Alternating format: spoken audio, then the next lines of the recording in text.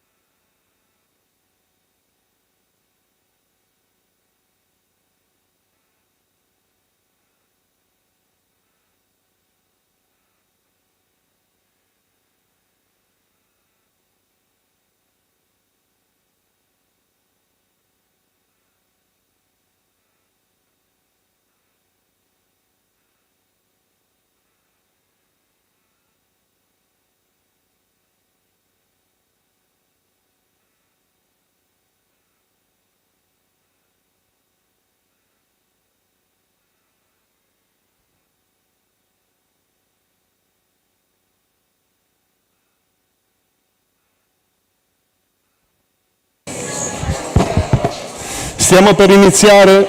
Buon pomeriggio a tutti. Vi prego prendere posto. We're about to start. Good afternoon, everyone. Please be seated.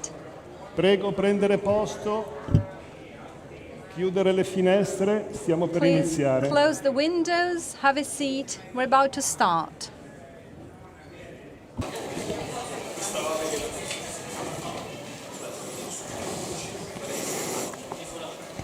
Ricordo che chi non l'avesse preso c'è la traduzione. For those who in haven't cuffie, taken ma headsets, magari non fatelo I'd adesso, like to visto remind che you that headsets are available salire for sul simultaneous palco il interpretation. Don't do it just now because Genoa Mayor is about to take the floor. So we're starting.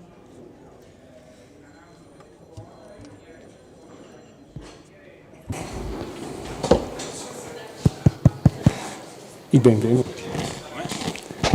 I benvenuti. Italiano o inglese? Come preferisci? C'è la traduzione. Inglese perfetto. Cosa vuoi dire? Italiano o inglese? English. Come? Io in inglese subito dopo. Allora andiamo in inglese. Okay. Good afternoon everybody. I'm very pleased that you are here. I think it's an opportunity here to have a great event. Probably the first one. Because we are trying to do something that is new.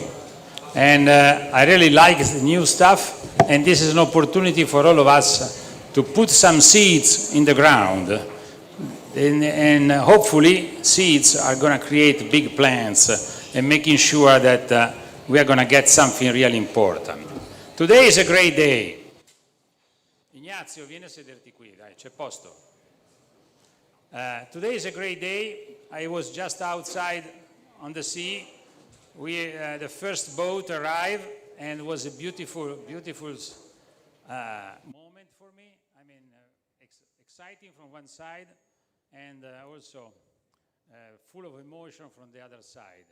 And we followed the last mile of this boat with an incredible weather, looking at Genoa and the mountains on the back.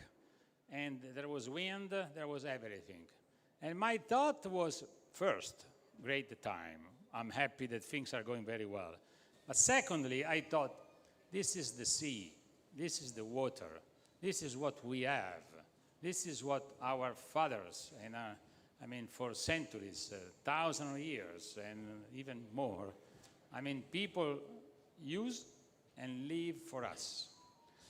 Well, this is something that is important. We need to realize that sea, water, and all the world is something that is not in our possession. It's something that we have the commitment to give to other people, to our son, the new generation, to somebody else. There is an old Indian proverb from the American Indians that says that the ground, the land, and the water, of course, we didn't receive as an heritage from our fathers. We just took for a second from our son and the next generation. And we need to give them back. We need to give them back, possibly in a better shape than what they gave to us. And this is a change in mindset. And we want to have a change in mindset for all of you and for all your communities. And doing that bottom up, instead of having a top-down, I think is making a big difference. Working bottom-up is something that all public administration really appreciated. First, because it's the bottom that really votes. So at the end of the story, if you want to survive, you got to believe in the bottom. Secondly, because the bottom is plenty of people with great ideas. And when you are at the top, surrounded by a certain amount of people, it's difficult to have all the good ideas that there are at the bottom. So if every single community in Europe are getting to the European management and telling them what to do, I think we're going to create a good environment. We're going to have an environment where people would like to participate. It's a buy-in from the beginning instead of being forced to get the buy-in from somebody from the top. And it's a way to do the things done. We have an idea. We have a project here. We, as a city of Genoa, we proposed to the government a project for water conservation, water preservation, and water management. I'm not sure I have the time now to explain the project. Probably we're going to do that later. Am I correct? Yes. Okay, so I'm going to leave the table right now, the podium right now, but I really would like to thank all of you for the participation. I wish all of your community would come up with a project and something that really makes sense for the preservation of the water and preservation of a next generation of humans, because this is, at the end of the story, is our goal, and this is why people vote us and gave us credibility. That's what really makes sense. So thank you for coming. I appreciate that. Enjoy the day. Now I ask, thank you very much, Mr. Bucci, underlining, of course, theme of the day, restore our ocean and waters. While I ask Regia to prepare the first A2 video from President Metsola, I ask Marco Campomenosi to join me. And please go with the video of President Metsola, the President of European Parliament.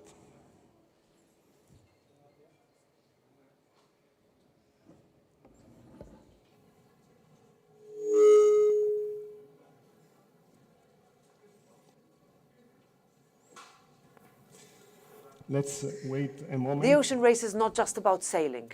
It is about perseverance and endurance. Can you start but it's from of professional okay. sport. Yes, dear friends, it is a pleasure and a privilege to address you at the Ocean Race Europe finale. This year's event is a special one. This year we celebrate 50 years since the first ocean race in 1973. This toughest of professional sporting events has become a legend. The ocean race is not just about sailing. It is about perseverance and endurance, but it is also an important awareness-raising event. Over the years, this race has helped our understanding of the ocean by collecting data and relaying information about the state of our seas.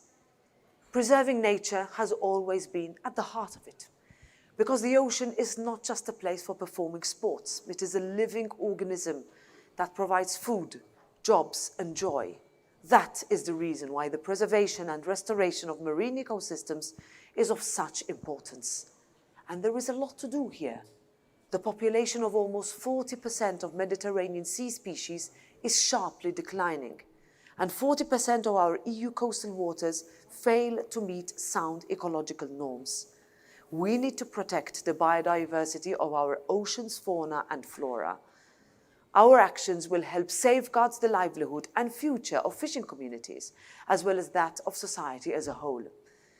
With the Commission's recent action plan to protect and restore marine ecosystems, we aim to do better at managing marine protected areas. By 2030, 30% of European Union seas will be labelled as protected. The European Parliament is on your side. Last October, the Parliament called for the EU to lead by example in strengthening ocean governance and ocean biodiversity, and we will. I would like very much to thank the organisers of the Ocean Race and all participants for what you do to remind us on land of the importance of our seas. Un ringraziamento speciale va al mio collega Marco Campomenosi e al sindaco di Genova Marco Bucci per aver ospitato la grande finale dell'Ocean Race di quest'anno nella sua bellissima città. Buon divertimento a tutti voi.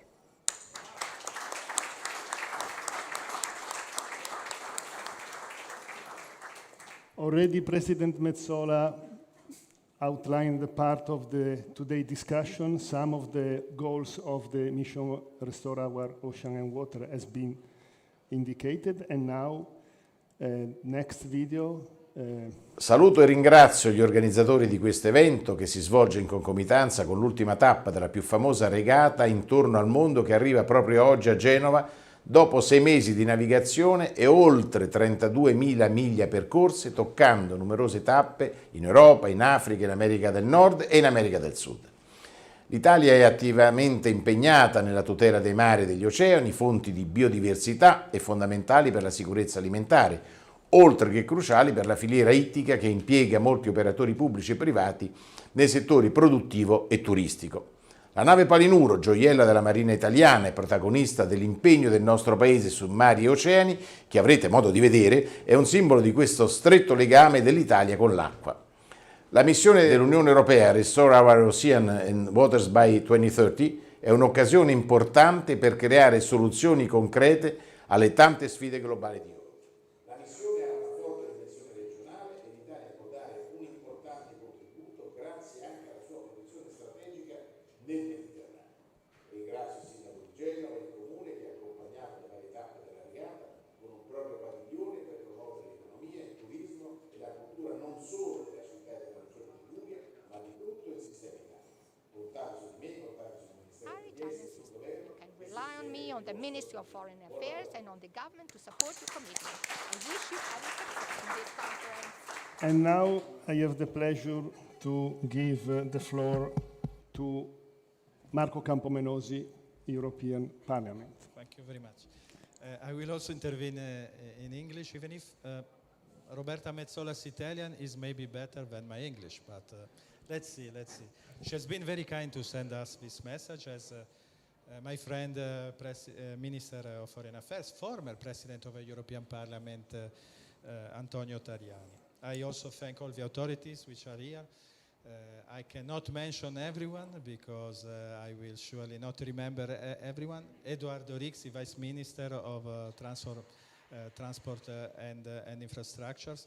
But if I have to choose one major, apart Marco Bucci, I'd like to mention the major of Mazara del Vallo, my friend Salvatore Bucci, because Mazara del Vallo has been the first with Genoa to join the charter. The charter is very important, as you have seen, as Metsola and Tajani told. It's something which is important because we want to involve all the stakeholders, not only the local authorities. We have many of the majors. We have also representatives from Spain, but also the southern shore of the Mediterranean, because the Mediterranean is not only a sea who joins to the European Union. So we have to speak with all the counterparts. And this morning we are speaking also about a possible conference we could have in Egypt in September. For this reason, the topic of water is too much important. It's a non-negligible topic. We know it very well. And what was very useful, and Mario mentioned this at the beginning, is the fact that the local authorities are sending their ideas about the management of water to the European Commission. And this is very innovative. I have quite an experience in Brussels, also in other roles before being a member of the European Parliament. And I can see that maybe this is one of the first times for which it's the European Commission listening to the territories in order then to continue with programs and other kind of instruments. This is very, very important.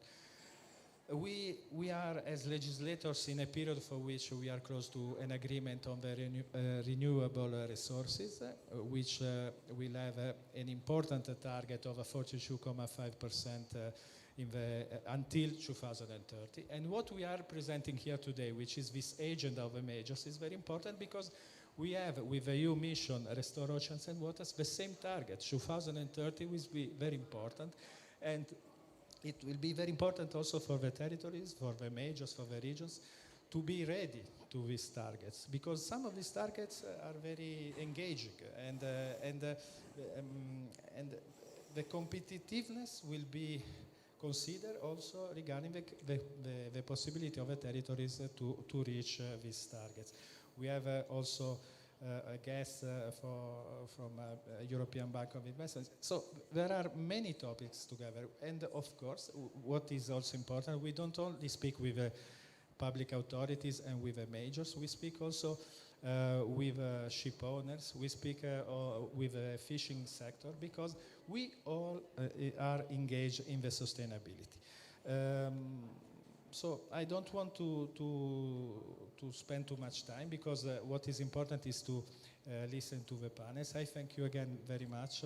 It's an honor for me as as a person born in Genoa, to have seen how much Genoa is ready on these topics and how much our city is ready to represent a vision which is, I think, very important for the future. So I thank you very much to all of you to be here, and sorry the ones which I did not mention because you are too many, and every one of you is important in order to reach these targets. And remember, this is a starting point. This is not an arrival. A starting point which started from a lunch we used to have in Bordighera a few months ago, me, you, and Sigi. Then the work of many persons which are very, very, very good and clever, Claudia, Elisabetta, and Sonia, of course. And it's thanks to them that we have created all this. And I think it's important that the European Commission can see how much this territory is ready, Italy and Liguria and Genoa, to all these targets. Thank you very much.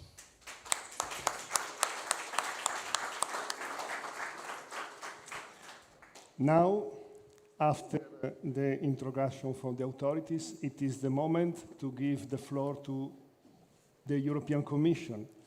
Deputy Director General Kęstutis Kazauskas, who is the vertex of a very important initiative. Floor is yours. Buongiorno a tutti. Hello, everybody. And I would like to start by thanking Italian Mayor of Genoa, Mr. Bucci, for this invitation to be part of the Ocean Race Grand Finale of this beautiful place, this beautiful region, where so many journeys of discovery have started over the centuries. These journeys have allowed us to discover other continents. They have discovered the oceans and the seas. They've allowed us to be part of really the planetary population. At the same time, what we realize what has happened is that with expansion of our discoveries, with expansion of our economies, societies, the population growth, the ocean, while it was, and it still is, the common heritage of the humankind, is not in its best shape. And this is the message that will be coming back to Genova, again, which was the starting point of so many journeys.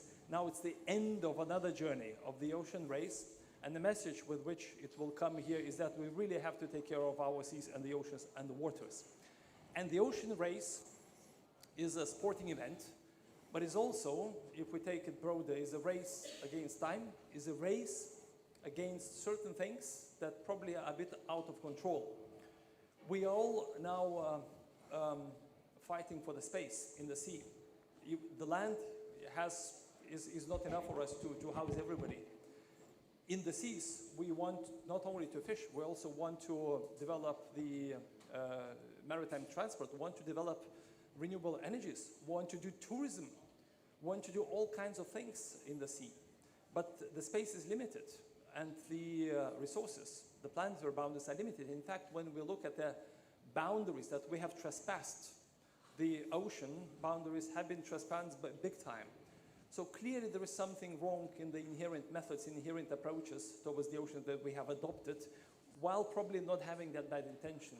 And this is why, having listened into the people, also as Mr. Campomenose said, in fact, the Commission does listen to the people, and also as Mr.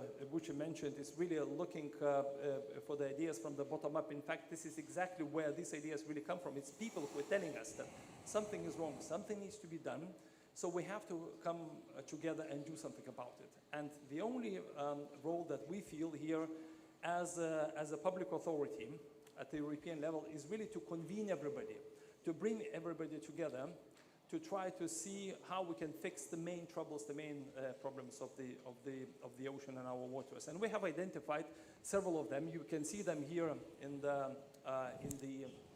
the screen. It's just a handful of those, but they are really, really big ones. We know that we've been losing our biodiversity at the accelerating pace, not only on land, but also on the sea. And if we don't restore, we will be losing many, many more species which might be very vital for our future. We also see amazing amounts of pollution that is scourging our seas and our oceans. And there is a way to stop it. The ocean was not as polluted not just so many years ago. So clearly we can reverse the trend back to where it needs to be, but it takes also some effort. And that's why we also have to be very resolute about this objective. We also are developing blue economy. The blue economy of Genova has been existing here for centuries, and it's been a prosperous, exemplary blue economy. Now, since it's intensifying, and not only in Genova, not only in Liguria, not only in Italy, it's all over the place, all over Europe, and in fact, in the other parts of the world, we have to make sure that this type of economy is the right kind of economy, that it's carbon-free economy, that it's circular economy, this is sustainable economy. And that's the third objective that we're pursuing with the Ocean Mission. We haven't got much time. Indeed, as Mr. Butcher said, we have borrowed that future from our children. And that's why I was very, very touched to see today, just downstairs, the very nice and touching message from the Italian Coast Guards, giving out the certificates of the guardians of the sea to small children, because these children that will have to live the consequence, whether good or bad ones, that we are leaving to them. So the way to achieve these objectives is I would say rather trivial, but it's inevitable. That is working together. That's why we need everybody to come together. It's not only public authorities, but these public authorities as well. There has to be also regional authorities like Liguria. There has to be mayors and cities like Genova or like Mazara del Vallo or many other beautiful places around Europe that are committed to the ocean. There has to be also economic actors like the ports, like tourism companies, like the shipbuilders, the fishing communities, conservation communities. We have to also bring the civil society, non-governmental sector. We also have, and I'm very, very pleased to see statutory organizations like the Navy or the Guardia Costiera of Italy to also be part of this, because it only by doing together we can achieve these goals, which otherwise would be totally unachievable. So I'm really also grateful to Genoa and to Mazara del Vallo for a very interesting idea of the transition to the cities and to the regions, how they can change the course and how we can achieve the goals of the ocean, of the mission. We can't do this from Brussels. We can't do this from the capital. We can only do that locally by also listening to the people and also looking for the solutions.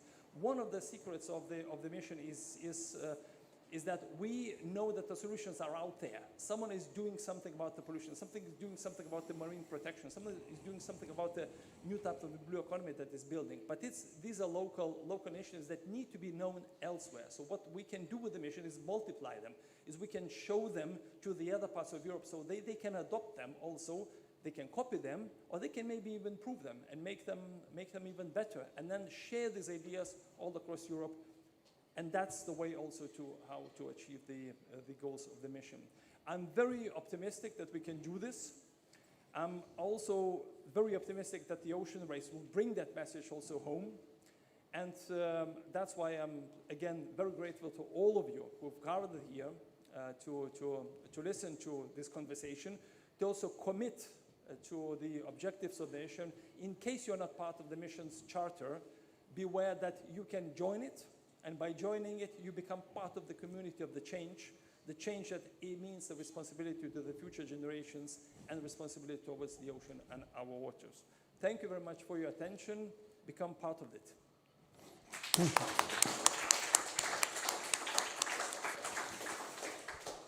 Thank you. Kestutis is always inspiring what you tell us about the mission. Now, before calling the next introductory speak, just a bit of a comment for the audience. Mission Ocean and Waters, very often those who doesn't work in the mission just think to the sea. Is not only sea, is also water, drinking water, rivers, etc. And that's why I have the pleasure of calling the president of Gruppo IREN, Luca Del Fabbro, who will elaborate shortly on how much the water is important.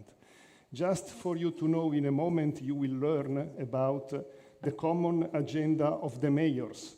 Almost all the mayors, almost all the 239 mayors who adhered to the agenda mentioned drinking water as a major problem. Thank you. Thank you. Good afternoon, everybody. Thank you for this opportunity. Water. For many years in Italy, water has been neglected as a very important resource. Water is in the crossroad of several interests for Italy. First of all, defense. We protect our area by having a very good navy. And what happens around the world shows that this is very important. Water is important because of the economy of the seashores around Italy. And water is important because we drink. But in reality, we just not only drink water. We use water for several reasons. 100% of our agriculture production is based on water. And the scarcity of water is more and more an important factor. We drink water, of course, and then we use water to produce energy, which is another very scarce resource. So, there isn't a silver bullet solution for the water problem. But definitely, IREN and other groups in Italy are pivotal to solve the problem. What is the problem? If you think about the glaciers, the mountains, we are losing most of the clean water on the mountains. 20% has been lost in the last 5 years, okay? Gran Paradiso has lost 20% of the depth because of the temperature. So protecting water means that we protect our national interest, our life, and our production. We are the second largest producer of agricultural goods in Europe, but we do not have a water strategy. We have a defense strategy, we have an energy strategy, but we do not have a food and water strategy. So it's very important occasion like this to discuss what water is for us. And it is not only drinkable water, it is not only acqua minerale, but it is a combination of factors, which is strategic for Italy. Just to give you some data, because I don't want to take the floor for a long time. One data, last year was the bad period for Italy as far as water is concerned. This year is going to be better. Next year, we don't know. But there is a certainty. Pianura Padana has 20% less water than historically had in the past. Pianura Padana is where we produce most of our food goods, from Parmigiano Reggiano to wine to cheese of other categories. So it is very important to secure water in Pianura Padana. How we can do that? We can do that in 3 ways. We can increase our storage capability, okay? So what we call the basin strategy. Then we can increase the investment to reduce the waste of water. Imagine that Italy has the oldest network of water of Europe.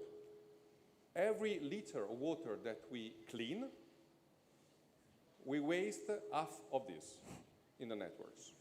And the waste is not acceptable anymore. The third, and which is very important, is to conceive in the future the necessity to clean water by desalination plant. Okay? This is another thing that will happen very, very soon. In the next 10, 20 years, Italy will need to desalinize the water. So what we already do in Middle East. So very complex strategy, a lot of investment. We need European Union, BEI, and all the other entities to support this effort.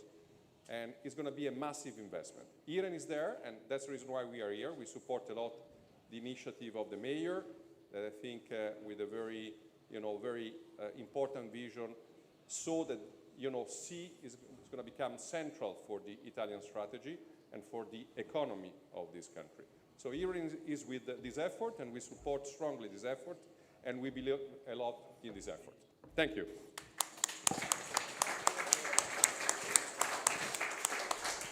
I would like just to add to add to the word of President Del Fabbro, an information which I believe is true. As President said, 50% of the water from Italian network is wasted. I believe that in Liguria we are around 30%.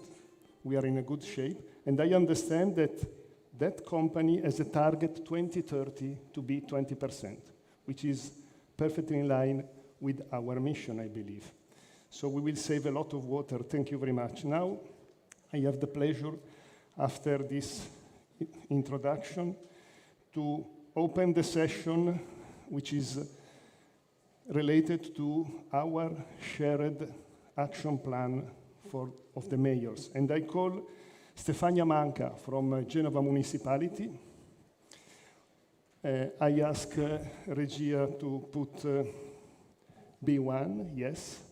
Stefania will illustrate shortly the shared transition agenda of the mayors, which today is made public for the first time, and I believe this is the first such agenda in Europe. Questo. Stefania. The floor is mine. Good afternoon to everyone. Thank you for coming in Genoa, this extraordinary city that is trying to change. Thank you to Mr. our Mayor, my Mayor, because he allows also me to do this job together with all of you and together with the European Commission. Just in a nutshell, European Commission with the EU mission Restore Our Ocean and Water set the scene.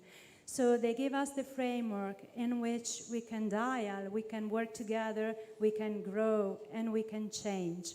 They ask to do something to our context, and we as a city, we are the front line, because the big problem at international level, at global level, reflects at local level. We are in a shape, we are all together facing the same problems. We are not the abilities to do the change mindset that my Mayor asked also and testify, to do this in the same timeline, to do this with the same capacity building, and to do this in the same context. So we need to work together. The Major Coalition, this is the instruments. What we try to do, to put all together all the effort of all the major that subscribe and that submit their mission charter.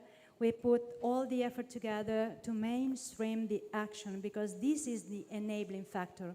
All the single action standing alone are nothing. All together are a super lighthouse, because if we can zoom out and looking at the Europe, looking at the Italy, we are really a lighthouse in this frame. But how we can contribute? We commit together to do something, to asking how we can, which are our prominent actions that really contribute to the EU Mission Charter, not only the Charter, but EU Mission Super Goals, no?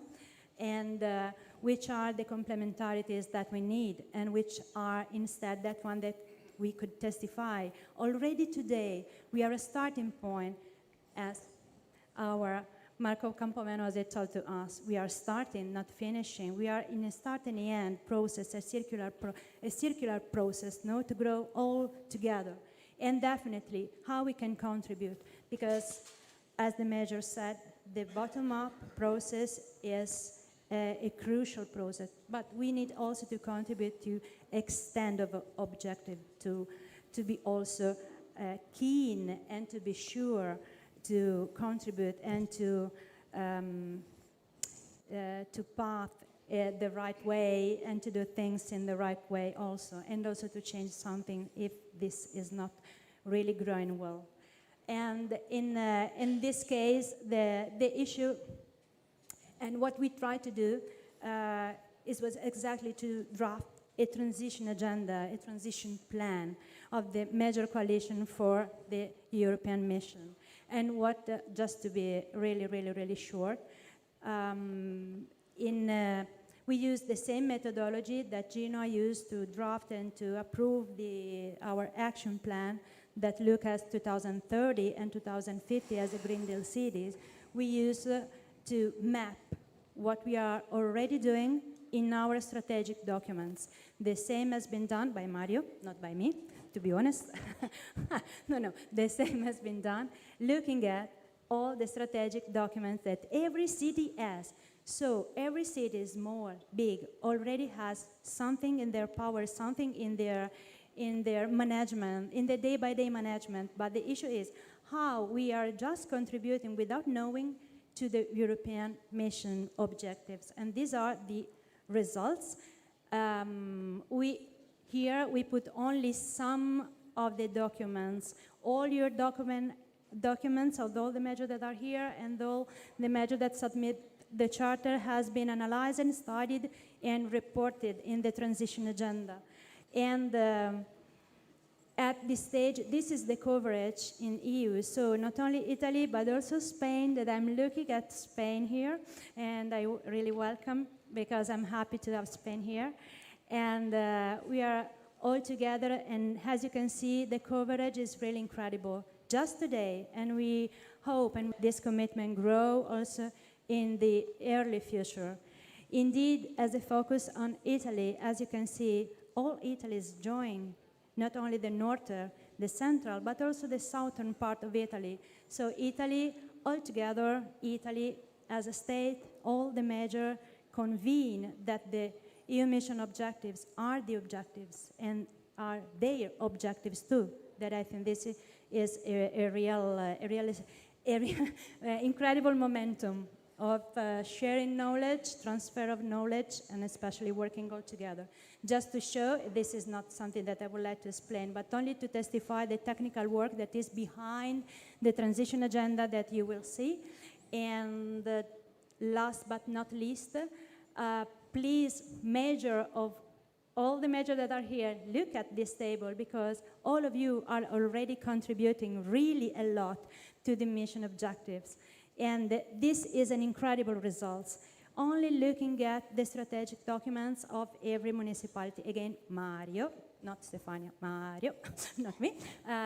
But what is important is, I think that this is the key message. We are at a starting point, but we already has something.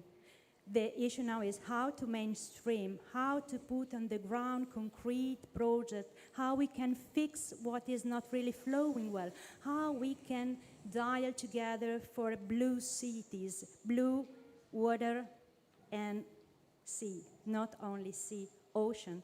There is a blue infrastructure in all of us that connect all of us. All the cities are connected. We are made of water. And so cities are made of water, and all together we can do a lot of things. And last message that is not mine, but is Mario. I give the floor to you again. So, I've been short. I am short. And so, okay, thank you. Thank you to all of you.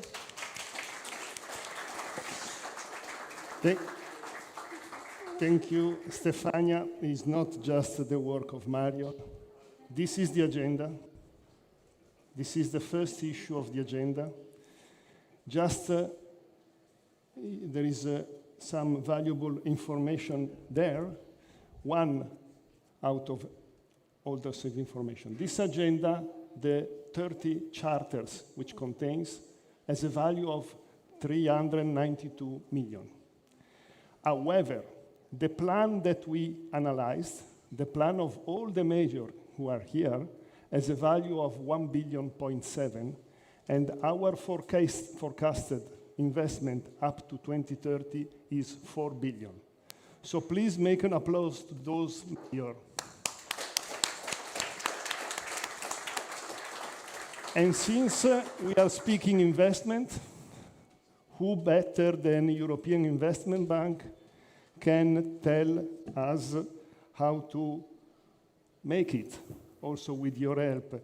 I have the pleasure of introducing Thomas van Gilt. Thomas van Gilst. Gilt speaks fluently English and Italian. Is, I believe, the most experienced European Investment Bank on water. So, water, please. Thank you. Actually, I planned to speak in Italian, so I'd written my notes in Italian. So, Do it in Italian. lo faccio in italiano. Allora, innanzitutto grazie tantissime per avermi invitato a questo evento super importante secondo me. In realtà il mio background è quello del settore idrico, quindi lavoro assieme ai clienti come l'Iren, di cui il presidente Luca Dal Fabbro è intervenuto oggi. Per oggi parlerò su anche altre cose. Sono infatti lieto di potervi parlare del braccio finanziario dell'Unione Europea The e financial ciò che fa arm, the nell'ambito financial della branch of European Union, salvaguardia what we are degli doing oceani. in order to protect and restore our oceans. For those of you who do not know, the European Investment Bank is the European Union's bank. It is owned and run by the various countries of the European Union. It was established in 1958. The EIB. So over the last 25 years, there is also a European Fund for Investments, which funds SMEs. The European Investment Bank is a very well capitalized bank. It has a AAA rating, so it can provide funds and loans at very competitive rates to both public and private promoters. Italy owns about 20% of the overall capital of the group, and it's also one of the greatest recipients of the funds made available by the EIB. For example, in 2022, 85 operations involved the funding, significant funding amounting to 10 billion euros. So EIBs supports European policies, and this is the reason why we were invited. European policies concerning renewable energies, innovation, cities, sustainable regions and cities, small and medium enterprises, cohesion, climate, etc. The EIB is also appointed by the European Union to make highly significant investments, not always to entities that do not always have high rating grades. For example, we have the InvestEU, and through this institute, the European Commission makes available 26 billion euros to different institutions, like, for example, to the Deposit and Loans Fund. The majority of these funds are provided through the EIB, so it's a very important player to support European policies. In addition to funding, the EIB also provides technical support to prepare and implement projects to less equipped recipients. There are some projects like Just, Plan Adapt, Climate Adapt, linked to climate adaptation to climate change, and funds are made available, and a lot of technical support is provided under this project. So all this means that our bank is extremely proactive to give additional European projects.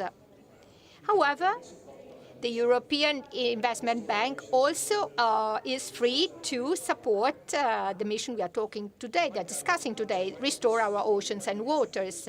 The European Investment Bank has also launched some initiatives supporting oceans through financial targets, taxonomies, technical support, etc.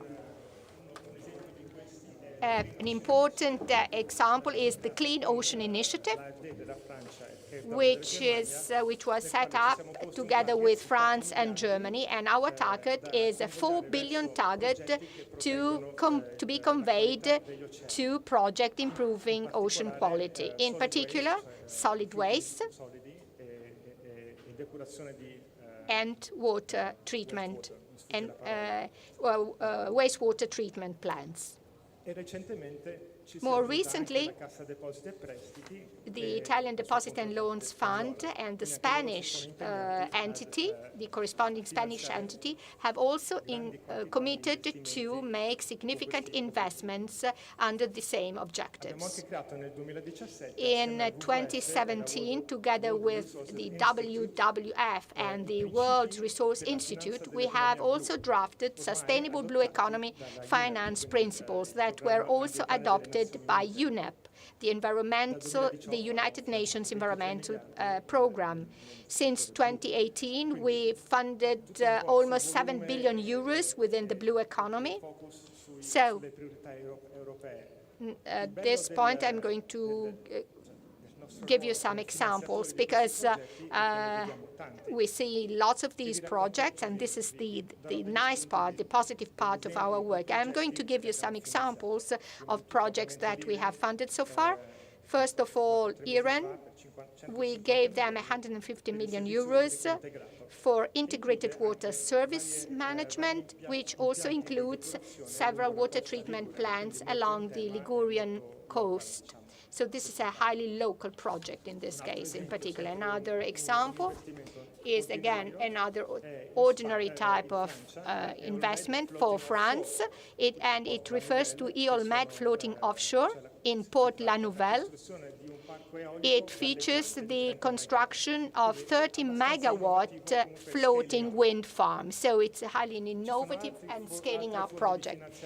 There are many other forms of fundings, and I will give you, we are not so much involved in all the project details, but the recipients are more free to carry out these projects. One is the Post-Disaster Reconstruction Prevention Valencia, and the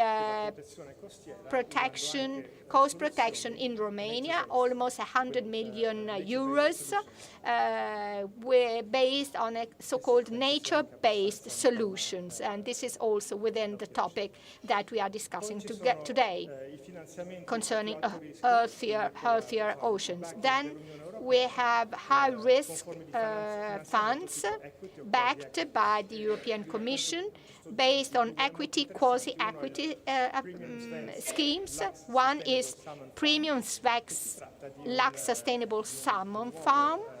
It's a new land-based plant for decarbonized and sustainable salmon farming. It's aimed at a circular and upcycling approach for the production of about 10,000 tons of euros, accounting for 17.5% of total salmon consumption in Sweden. And this will obviously take much of the pressure from the coastal salmon farms that also are significant polluters, especially for the seabeds. And another interesting example is the one concerning unscrewed vessels for ocean data. It's a fleet of surface vessels without crew in charge of collecting ocean data. Upstream, the installation of wind farms, because in this way, the necessary data can be collected before implementing the project. So all these are quite innovative projects that have a higher financial risk, but they are expected to pave the way to be ground setters as to what we need to do in the future. Trailblazers project, I would say. I will stop here because I've run out of time. And one last point, because there are many municipalities here in the audience today. And although the European Investment Bank funds large-scale projects to big recipients, the EIB can also fund smaller municipalities through intermediary promoters. One is the Cassa Depositi e Prestiti, Deposit and Loans Fund, through which we have recently granted a green funding for renewable energy and sustainable mobility. And I will conclude with this. Thank you very much for your attention. Grazie. Grazie. Chiedo adesso è il momento di Thank you so premiare much. i nostri Now sindaci. Quindi it's chiedo time al sindaco to di Genova, award our mayors. all'onorevole So Camponosi, I'll a ask Kestutis, no, sindaco Mr. di Genova e Kestutis, scusate, di venire qua sul palco. actually no, Mayor Bucci and Mr. Certamente Sadauskas è il momento di to premiare i come to the sindaci, quindi per floor favore because it's accomodatevi sul the palco. Chiedo awarding ceremony. allo So staff come di to the essere floor, come pronto. to the podium. Noi adesso Ask the chiameremo staff to be ready uno per uno, because we're going to uno call per uno one i by sindaci one the mayors ai quali verrà consegnato un who are going riconoscimento to da parte be del sindaco di awarded Genova e un riconoscimento da by parte the mayor della of Commissione Genoa europea. and by the European Commission. Per favore, Please, quando vi chiamo, when I call you, venite, come to the pigliate il podium, riconoscimento e poi accomodatevi qua, take che alla fine the faremo una award, the foto tutti acknowledgement you're assieme. going to receive, then Inizio just come to this part of the podium ovviamente because we're going to take a dai group sindaci picture. che I'll già start ci from hanno those accompagnato a mayors Palermo. who were with us E quindi already back in chiamo Palermo. Luca Lettieri, So, comune di Luc Loano. Lettieri from Loano.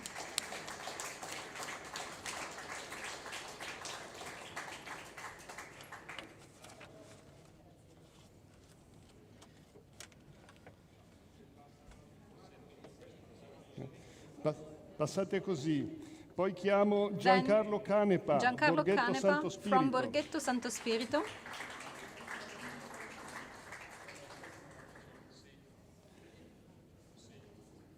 Ok. Andrea Castellini, Andrea Stella. Castellini from Stella.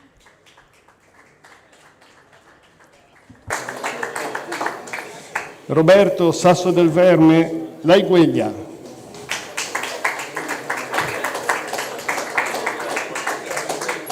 Claudio Pallotto Zuccarello. Ah, sì, rappresentato da Famà.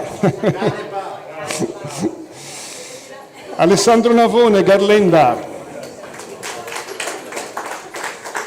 Stefano Seturno, Ballestrino.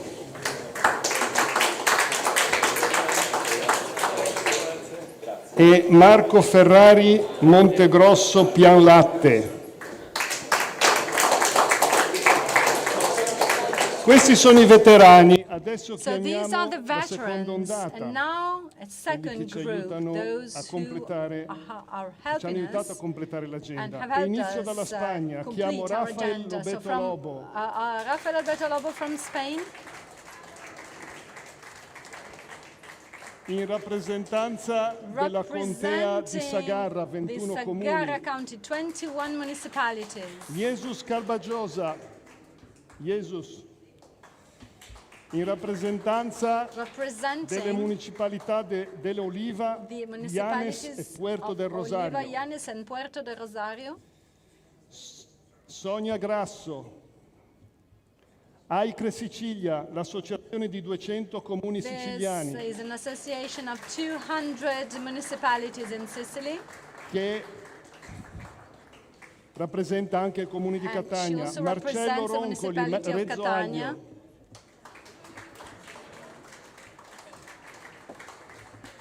Giuseppe Tassi, Santo Stefano d'Aveto,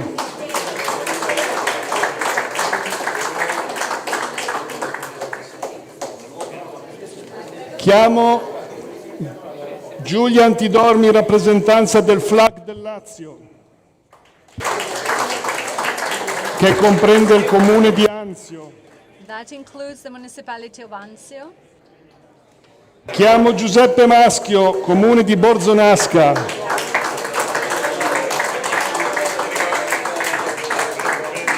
Chiamo Danilo Petto, comune di Mezzanego. Mario Raffo, comune di Sori. Franco Canavello, comune di Avegno, e mi sposto di qua. Edvige Fanina, comune di Recco. Claudio Mucilli, Comune di Diano San Pietro. Giuseppe Piccola, Comune di Rovegno. Francesca Garibaldi, Comune di Ne. La Presidente del Parco dell'Aveto, Tatiana Ostiensi. The chairperson of the Park of Aveto. Sonia Sportiello, che ritira per conto Sonia Sportello del is Comune di Furci on Siculo behalf e of Ventimiglia. the of municipalities of Sicily.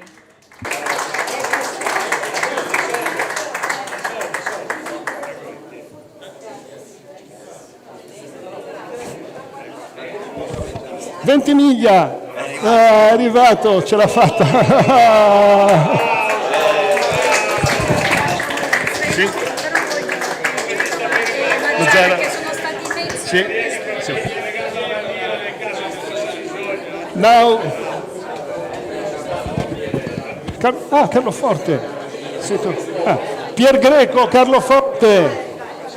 Pier Greco, Carlo Forte.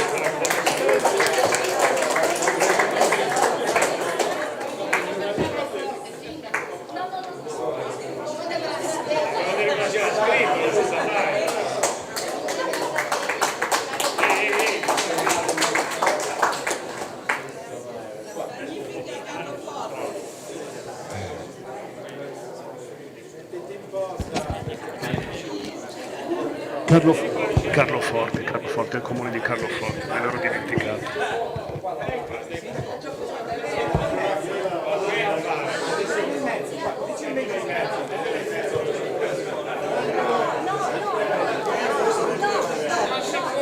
No.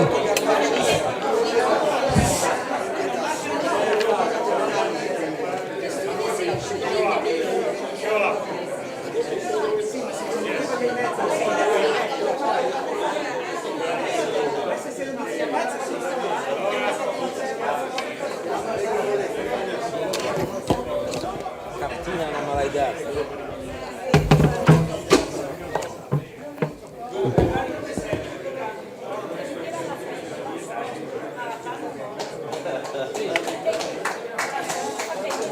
Ok.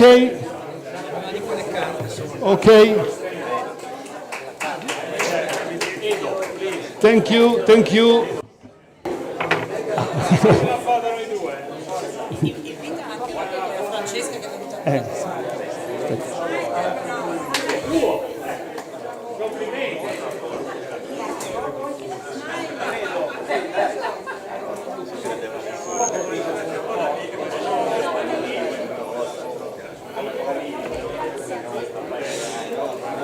Ok, adesso il presente, lei dà un presente a lui, lei dà un presente alla commissione e anche l'agenda, credo che ci sia una cosa del suo ufficio, ma lo sa Sonia e questa è l'agenda.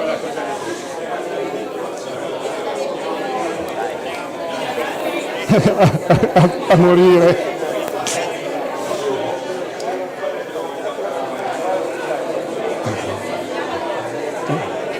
E gliel'ho detto. Sì. Allora chiedo ai sindaci di sedersi, per favore. Chiedo ai sindaci di sedersi. Per favore. Go back to your seats, Per favore. please. Non abbiamo ancora finito. Per favore, non abbiamo ancora finito. Chiedo a tutti di sedersi. Our conference has not finished yet, so please go Per back to your favore, chiedo a seats. tutti di sedersi. Chiedo a tutti di sedersi. Please go back to your seats. Have a seat.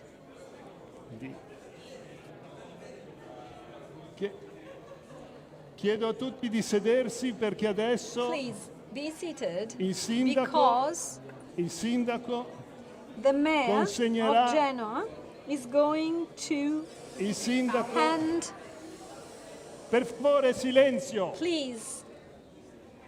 Attenzione, non abbiamo ancora finito. Please, we're not done yet. Chiedo silenzio. Now, Mr. Bucci will present a gift to Kęstutis Sadauskas. 2 gifts, actually, from the municipality, 3 gifts, and the agenda. Please.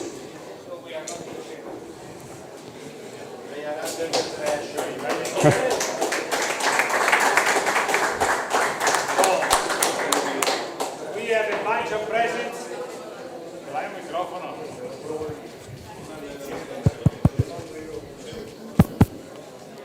So please, just a second. We are particularly happy and pleased to have here such a beautiful consensus of people. So we are honored and happy. So I would like to extend my greetings and also a couple of presents to you. First, this is the agenda of the coalition of mayors.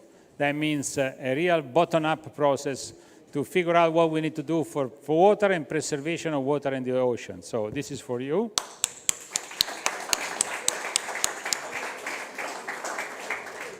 This is a book summarizing the plan for Genoa 2050. So what we are planning to do for the 2050, we're what we call a lighthouse city. So we have a huge lighthouse over there that we call Lanterna. It's not a faro, it's a lanterna, please. Yesterday, just they said faro, and we are really, I went up. So anyway, this is the lanterna that we are talking about. But seriously, here we have a huge plan of what we need to do for 2050 in order to preserve the water, preserve the environment, preserve the city for us ourselves, for the next generation, and for the future of the humanity. So this is for you. And last but not least, this is a very interesting book about the history of Genoa and all the beauty things that you can find inside the buildings. We have what we call the Rolli buildings, more than 50 buildings that has been built in between 1550 and 1650, where all the families of Genoa were used to host all the guests coming to the city in order to make commerce. So there was actually business driven. But here there is art, there is frescoes, there is a lot of good things here you can find it. So enjoy. For your weekend in Genoa that hopefully you will do at least once a month. Okay?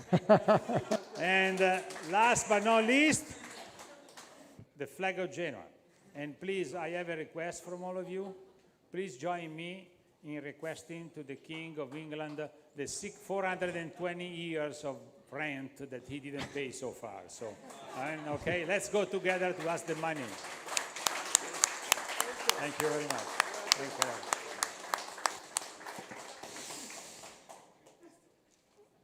Thank you so much. And now I have the pleasure of asking Vice Minister Rixi to take the floor.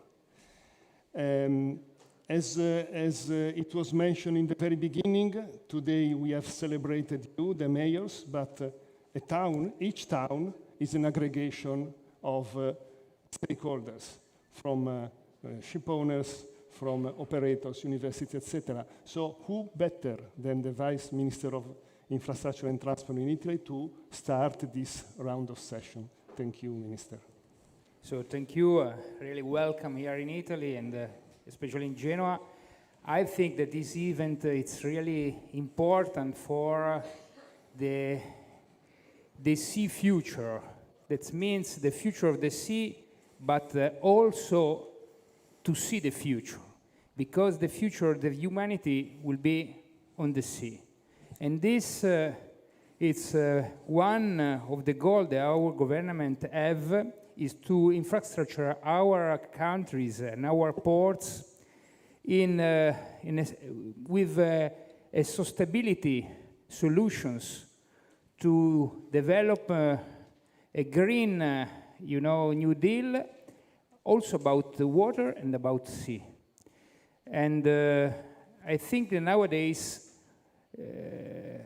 Dal Fabbro told before, the importance of the water, of the drinking water, but also the water of the sea.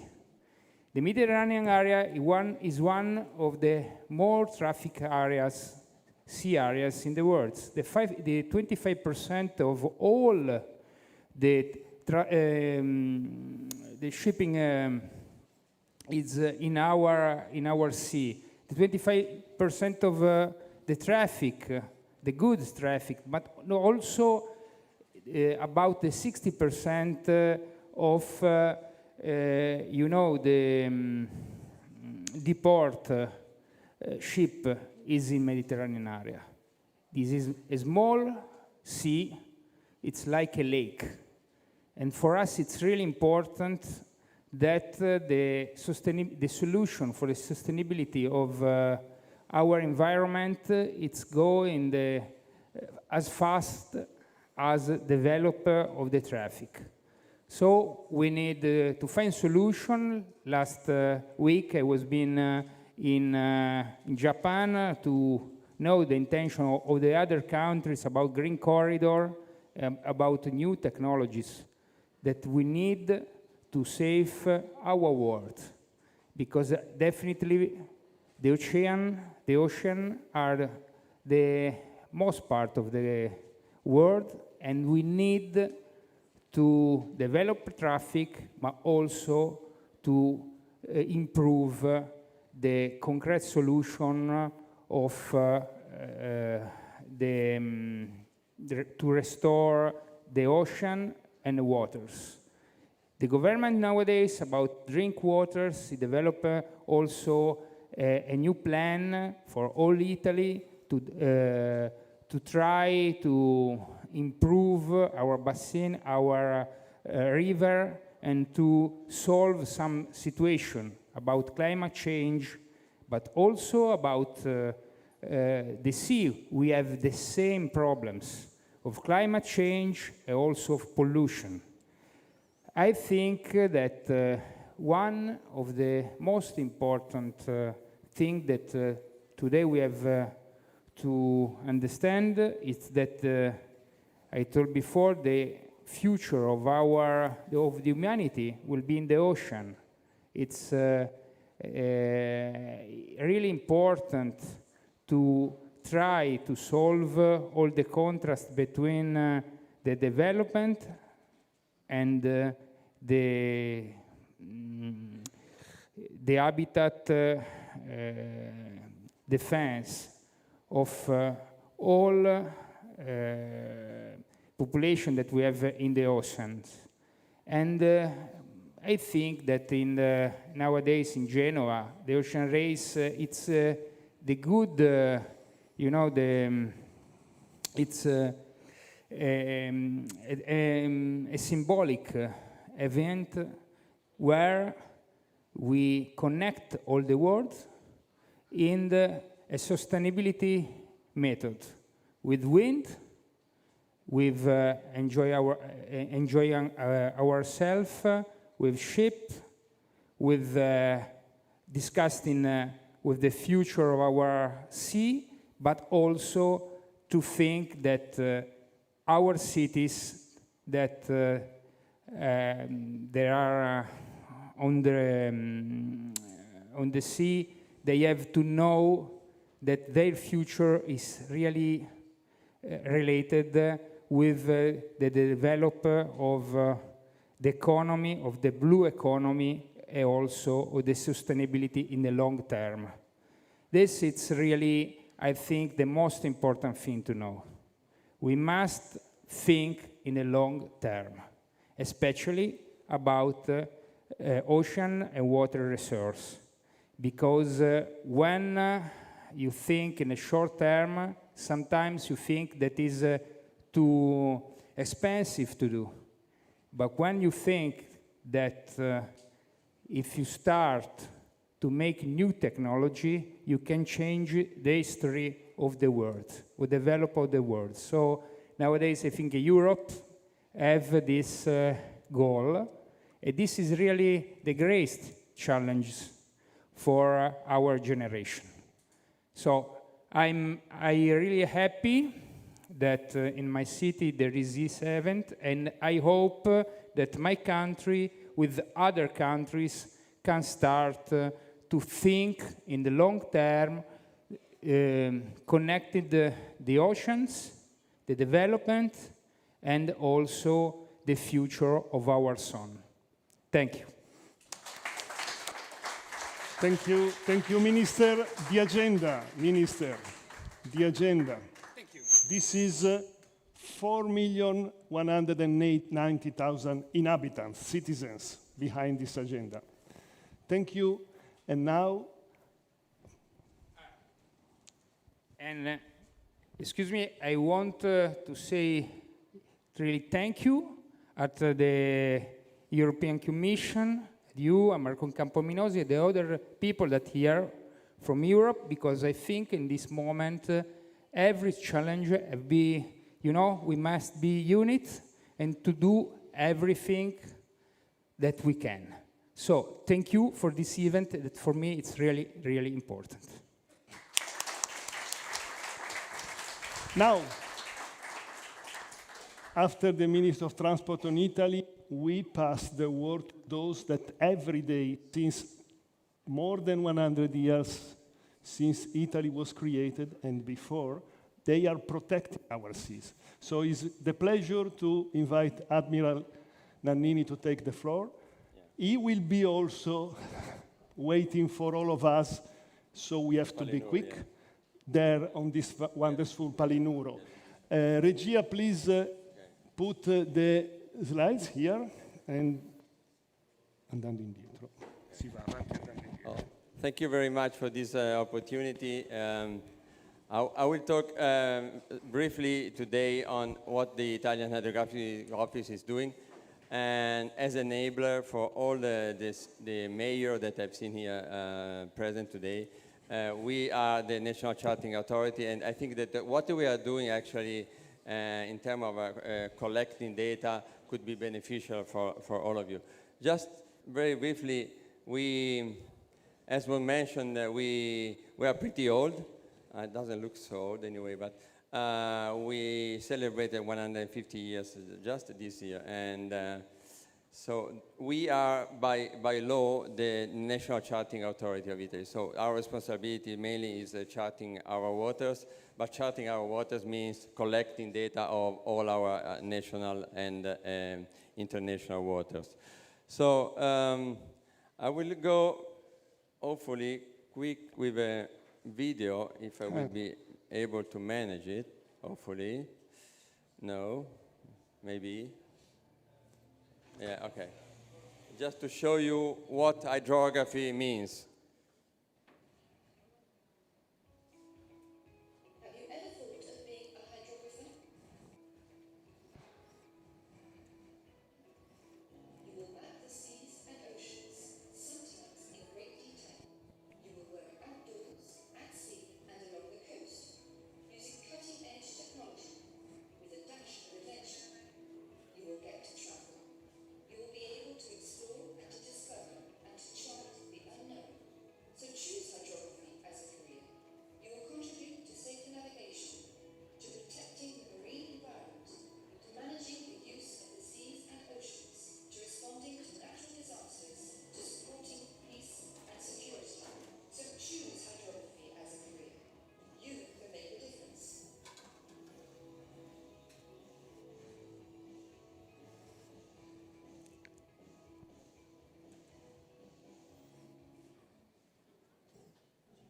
So this is just to really share with you that hydrography is really paramount. Is covering all the area. Whatever we are going to do in the water is needed hydrography before. Is the basis, is the common basis for all the studies. If you wanted to create an infrastructure at sea, if you want to create a wine firm, whatever you want to create, a submarine cable, you need hydrography first. And this is something that is becoming very important and very urgent. So in this slide, I will try to put what without hydrography. So without hydrography, if you don't do hydrography, you do not have safety of navigation. We all know that to sail, you need a nautical chart. That is what hydrography means. And no new coastal infrastructure. no offshore facilities, I said before, no marine and environmental plan or marine management plan, and no tourism facilities implementation. So, and no commercial sea lines, because of course everybody knows how much are important the sea line of communication. And of course no biological and environmental monitoring.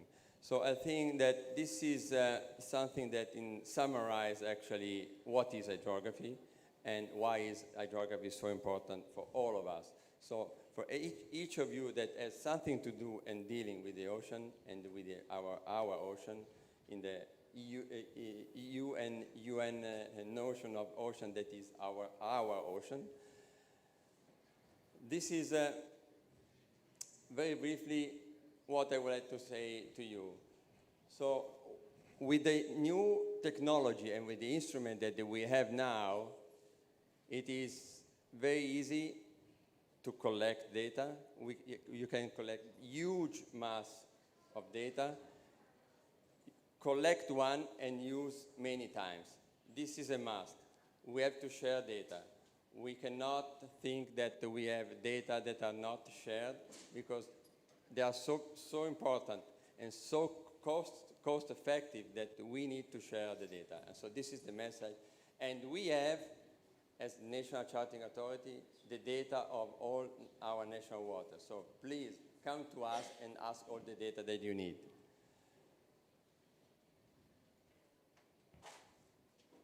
So I will go pretty fast. So as I've heard several times that we need to cooperate, we need partnership, we need to understand who are the partners in this field. So as you can see in this pretty messy slide, but anyway, you have input from all the stakeholders, private and public administration stakeholders, research institute, and all together we need international cooperation, partnership, regulatory initiative, and sustainable development, national interaction activity. Otherwise, we will never get what we want. So all those European Restore missions, all the missions that are beyond and behind, needs to work all together. And this is the strong message that I think I've heard today several times, and this is the message that I'm gonna reply to you. Just to very, very briefly tell you where we are. So the Italian Hydrographic Office is cooperating at different levels with EU since the starting of EU, and we are partners of the Sustainable Blue Economy Partnership. This is a huge project where Italy is deeply involved. I am a member of the steering committee of this project. We have been part of IMODNET, Inspire, of course, UNGGIM, several activities, several groups that are all together working in this, aiming at the same goal, sharing, collecting and sharing data that are valuable to all of you guys that have to invest money in order to build infrastructure and sustainable infrastructure mainly. So, very, very quickly, we got also some money from the PNRR for a project that is called seagrass mapping.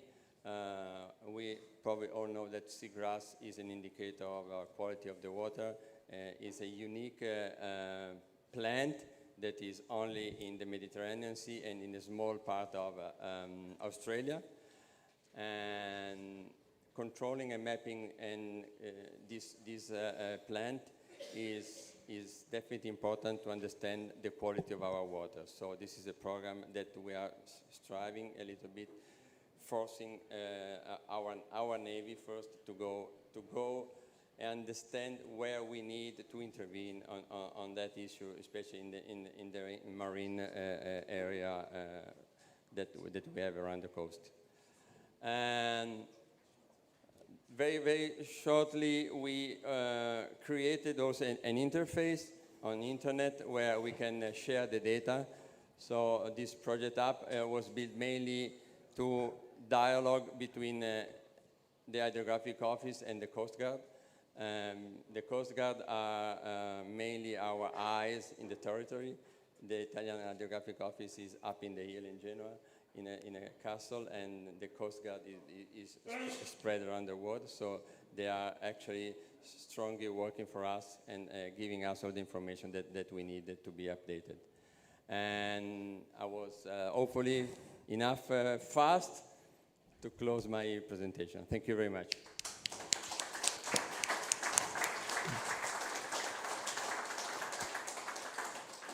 And now the word to Admiral Liardo, Coast Guard, the other essential ingredient of our seas.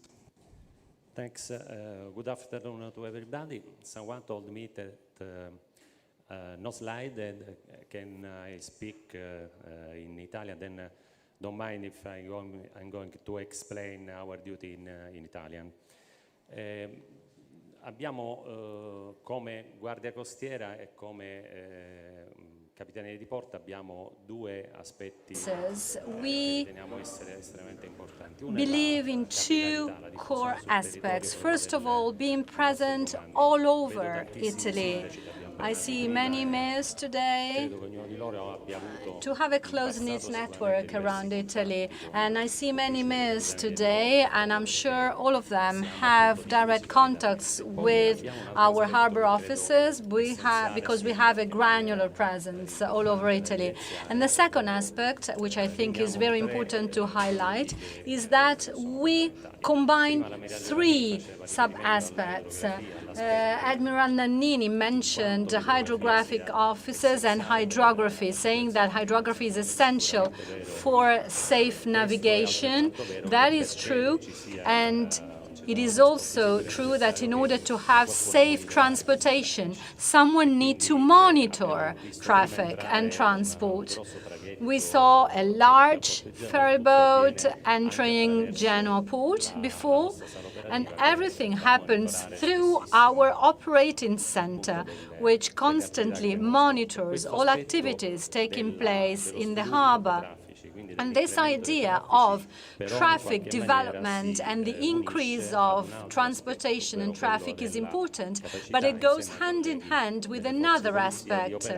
That is the fact that we also need to control, oversee, and repress any crime together with the police forces.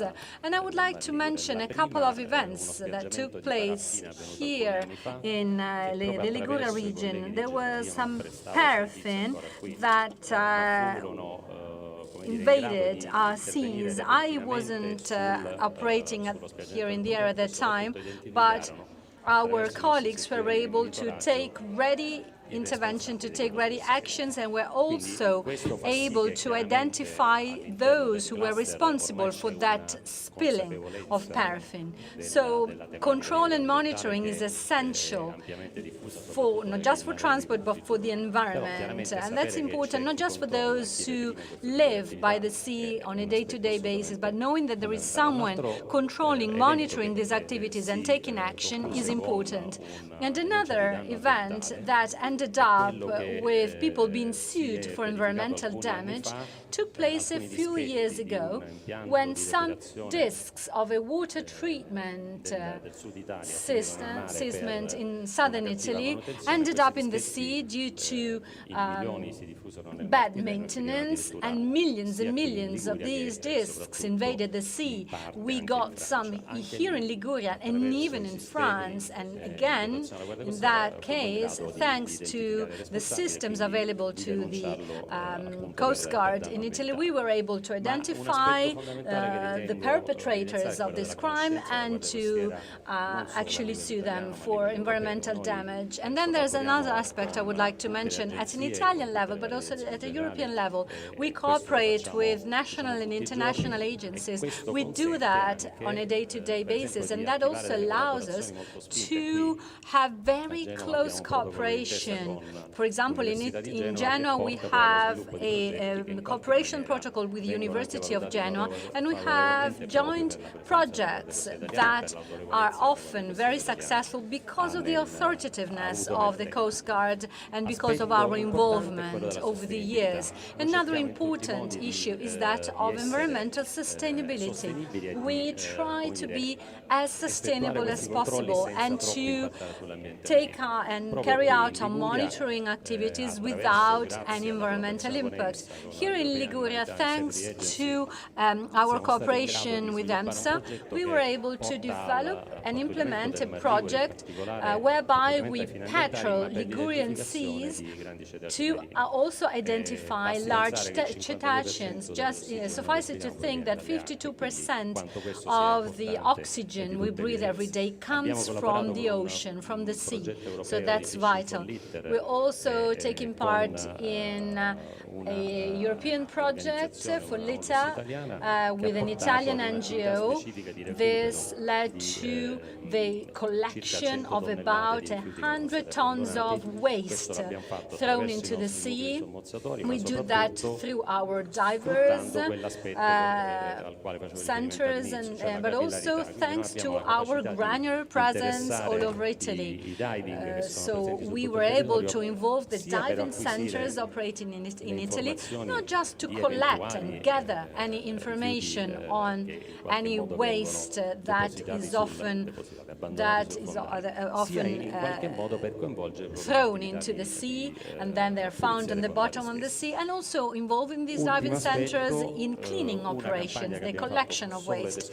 Last but not least, a campaign that we carried out independently, also with an eye not to keep damaging the sea, is that of fishing nets. Oftentimes, fishing nets are not abandoned on purpose by fishermen.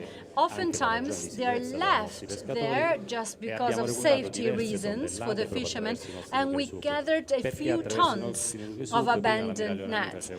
Before, Admiral Nannini was mentioning Posidonia and corals. We need to have these operations carried out by those who understand how important collecting these nets is for the environment, for the marine environment.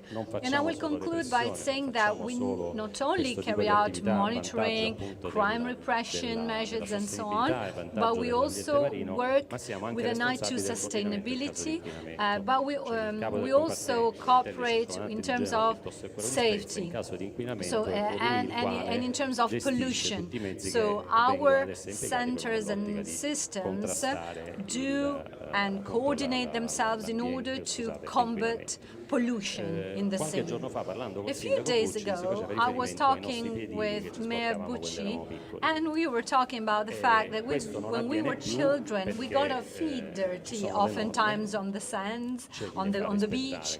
Today, that is no longer the case because there are rules and laws. So if we were able to eliminate oil and tar from our sands and from the oil, it's thanks to the European Union, to the European Commission, and together we can do more, we can do better, so let's keep going. Thank you. Grazie Ammiraglio. Many thanks, Admiral. And now, prima, as I mentioned earlier, let's listen to some of our actors, players, apart from the mayors who have already voiced their opinions, their ideas quite strongly. Now I invite Ms. Elisabetta Balzi, Head of Unit, Healthy Ocean and Seas. Please, can you please project the video where you'll see all the commitment.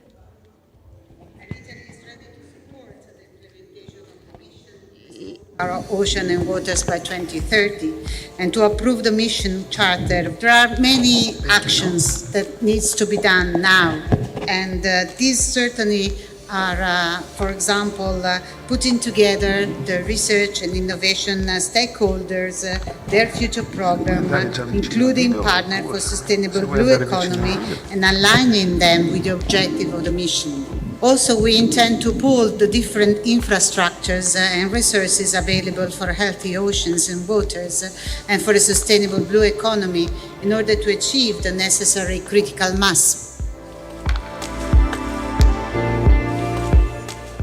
Ireland is ready to support the implementation of the EU mission Restore Our Oceans and Waters by 2030 and to adhere to the mission's charter. We acknowledge the value of this charter and the direction it provides us as member states and stakeholders. We see our engagement with the mission as mutually beneficial.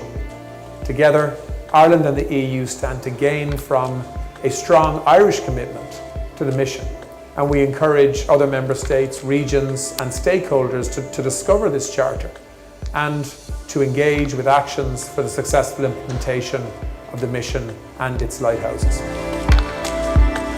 Thank you very much. It's such a pleasure and honor to be together. First of all, I'm very pleased to note the focus on missions at the European level. This is why, for many different reasons, some strategic, some related to policies, some related to simply our national commitment to making the Danube better, we are fully committed as a country, and in the name of the government, the Romanian government, let me say that we are fully committed to the Danube Lighthouse project and to contributing to this very, very important mission.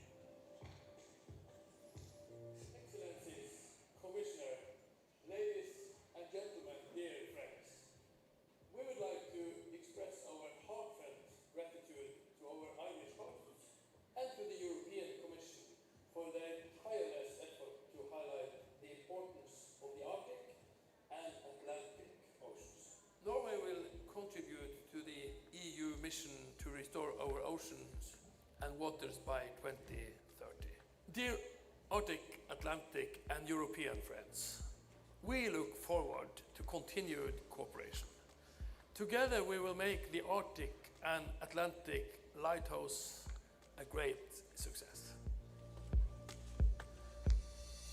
Alles, was wir dem Ozean antun, das schlägt sich früher oder später in unserem Alltag, auf dem Meer und an Land nieder.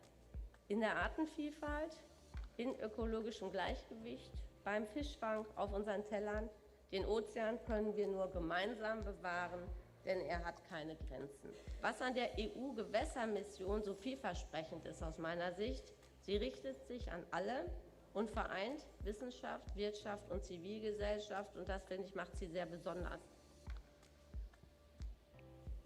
Il mare torna protagonista nell'agenda del governo italiano. Per la prima volta abbiamo istituito un Ministero per le politiche del mare. Io sono convinto che l'iniziativa della Commissione europea debba costituire un motivo di stimolo e non soltanto di analisi. Noi abbiamo davanti sfide importanti, il tempo a disposizione è assolutamente limitato e serve la consapevolezza di tutti. Lasciatemi fare un riferimento alle isole minori. Debbono essere tutelate soprattutto se sfruttate in maniera irrazionale dal punto di vista turistico. E poi le aree marine protette. Il nostro obiettivo come governo è quello di pungolare e di stimolare i soggetti gestori perché si faccia di più, perché vengano coinvolti i giovani, le popolazioni scolastiche, perché possano crescere le opportunità di ricerca e perché la gente si possa sentire direttamente coinvolta.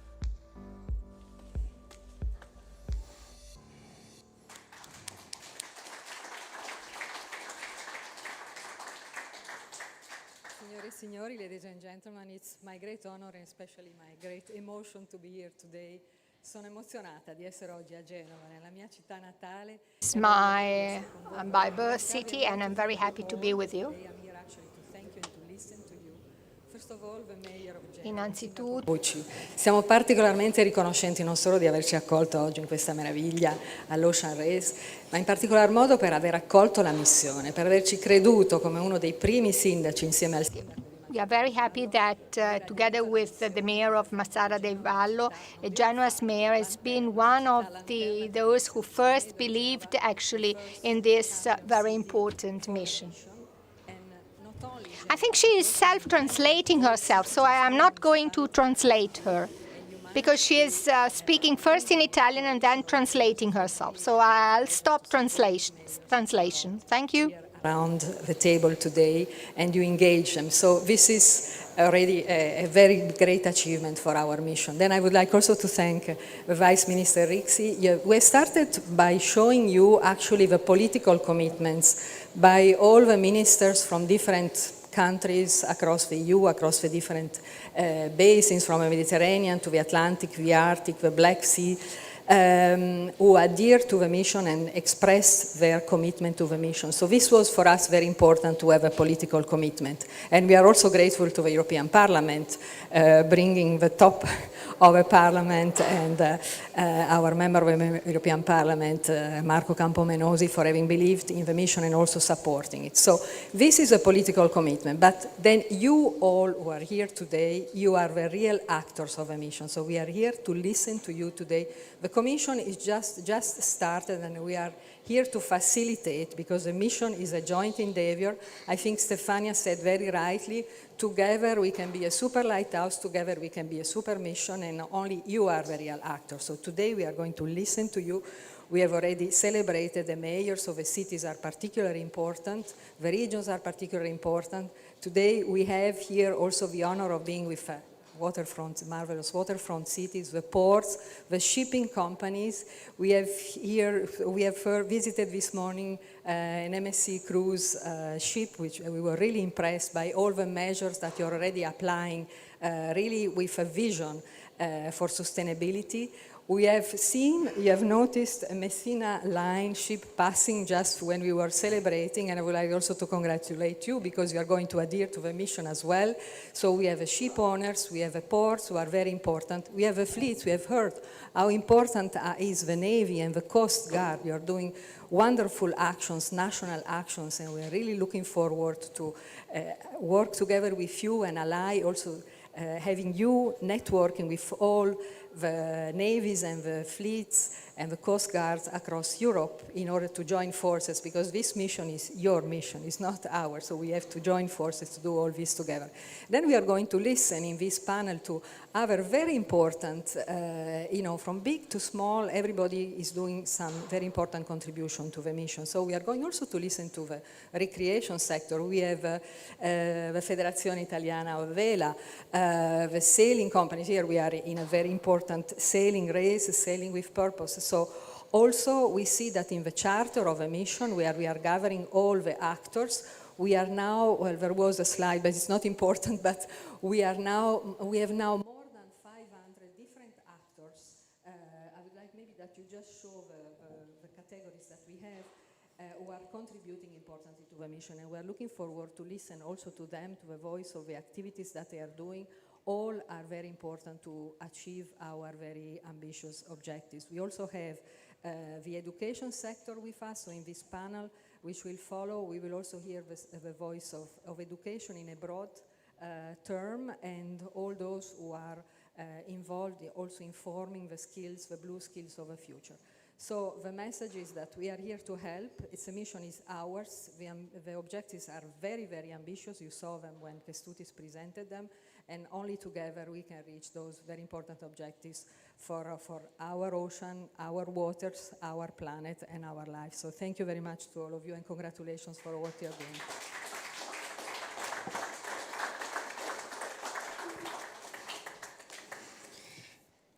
Grazie Elisabetta. Now, while we are preparing the stage for these three small roundtables, I already call the friends of the first roundtable, as Elisabetta said, those who use for us the sea, ship owners and ports, those who enable the sea to be used. So I call, please, Andrea Zito, Swan Hellenic,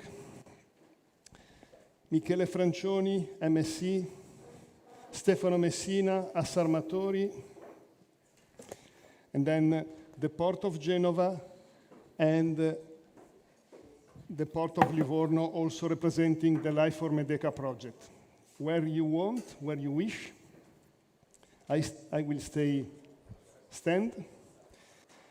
So, the first to speak will be Andrea Zito, but please, Regia, show video D2 as an introduction. Antarctica has the ability to speak to every single one of us, but in a different way. People will describe visiting Antarctica as a life-changing experience. So it's the ability to switch off and just be one with Mother Nature. It teaches us about ourselves and our place within the natural world. And there's lessons through the things that we see and experience that we can take home and share with our community and our loved ones. When we go home, part of us will always still be here. Nature and the beauty of the wilderness is far, far greater than us all. Words simply do not give Antarctica justice. There's just you and the environment, and you never know what you're going to see.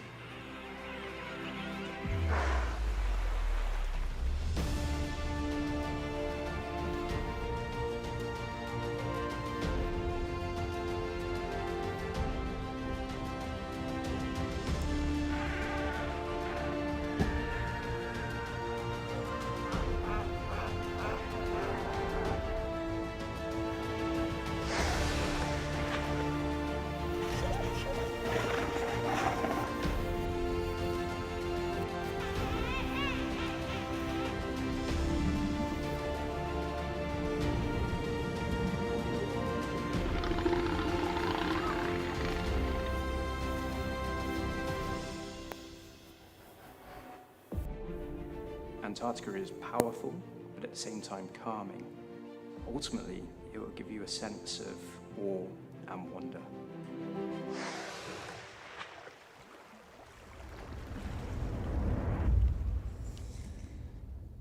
Andrea, with your ships, with your cruise ship, you go where few can go.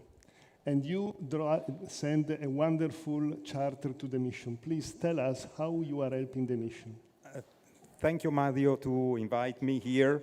When we discussed about this and we exchanged the first ideas, it's really interesting for me to be in an initiative where shipping is not the problem, but is part of the solution.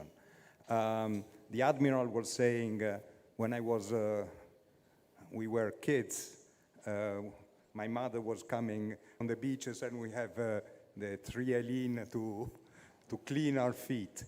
And this was created by ships. Ships is the most regulated industry in the world. It's the only universally regulated by United Nations. We have far, far, far more advanced standards. And when I said to Mario what we are doing with our small vessels, we are consuming 30-40% less than what ships just built 20 years ago. We are recycling the water to a level. We have been hearing about the problem of water. The water of the municipality are much worse quality than our wastewater because we are adhering to standards that are the highest in the world, the Baltic standards and the Alaska standards. And when you hear that nations, they are not anymore in the European community, but shamefully release some documents about the pollution to the ocean created by shore community, where 5 or 6 million of people in UK are just letting through rivers polluting the ocean without treating, then this is a change of course. So we are, on our small ships, we are single-use plastic free. We don't have plastic bottles. We create our own water, we purify our own waters. We, on on sensible seabeds, we are not anchoring, so we are not destroying Posidonia. We can stay on dynamic positioning. So we are doing a lot. And the importance is to communicate this, but it's not just that. What we are offering, and we are discussing with Mario and with the European Commission, to use our vessel and as a pilot, but more vessels can be used as a platform. We can take samples in remote areas of the world. We start discussing about projects of monitoring and testing for microplastics, heavy metals, which is something that we can easily do. We are studying with the industry to install filters for the laundry machines to collect the microplastics. So the shipping industry at all levels.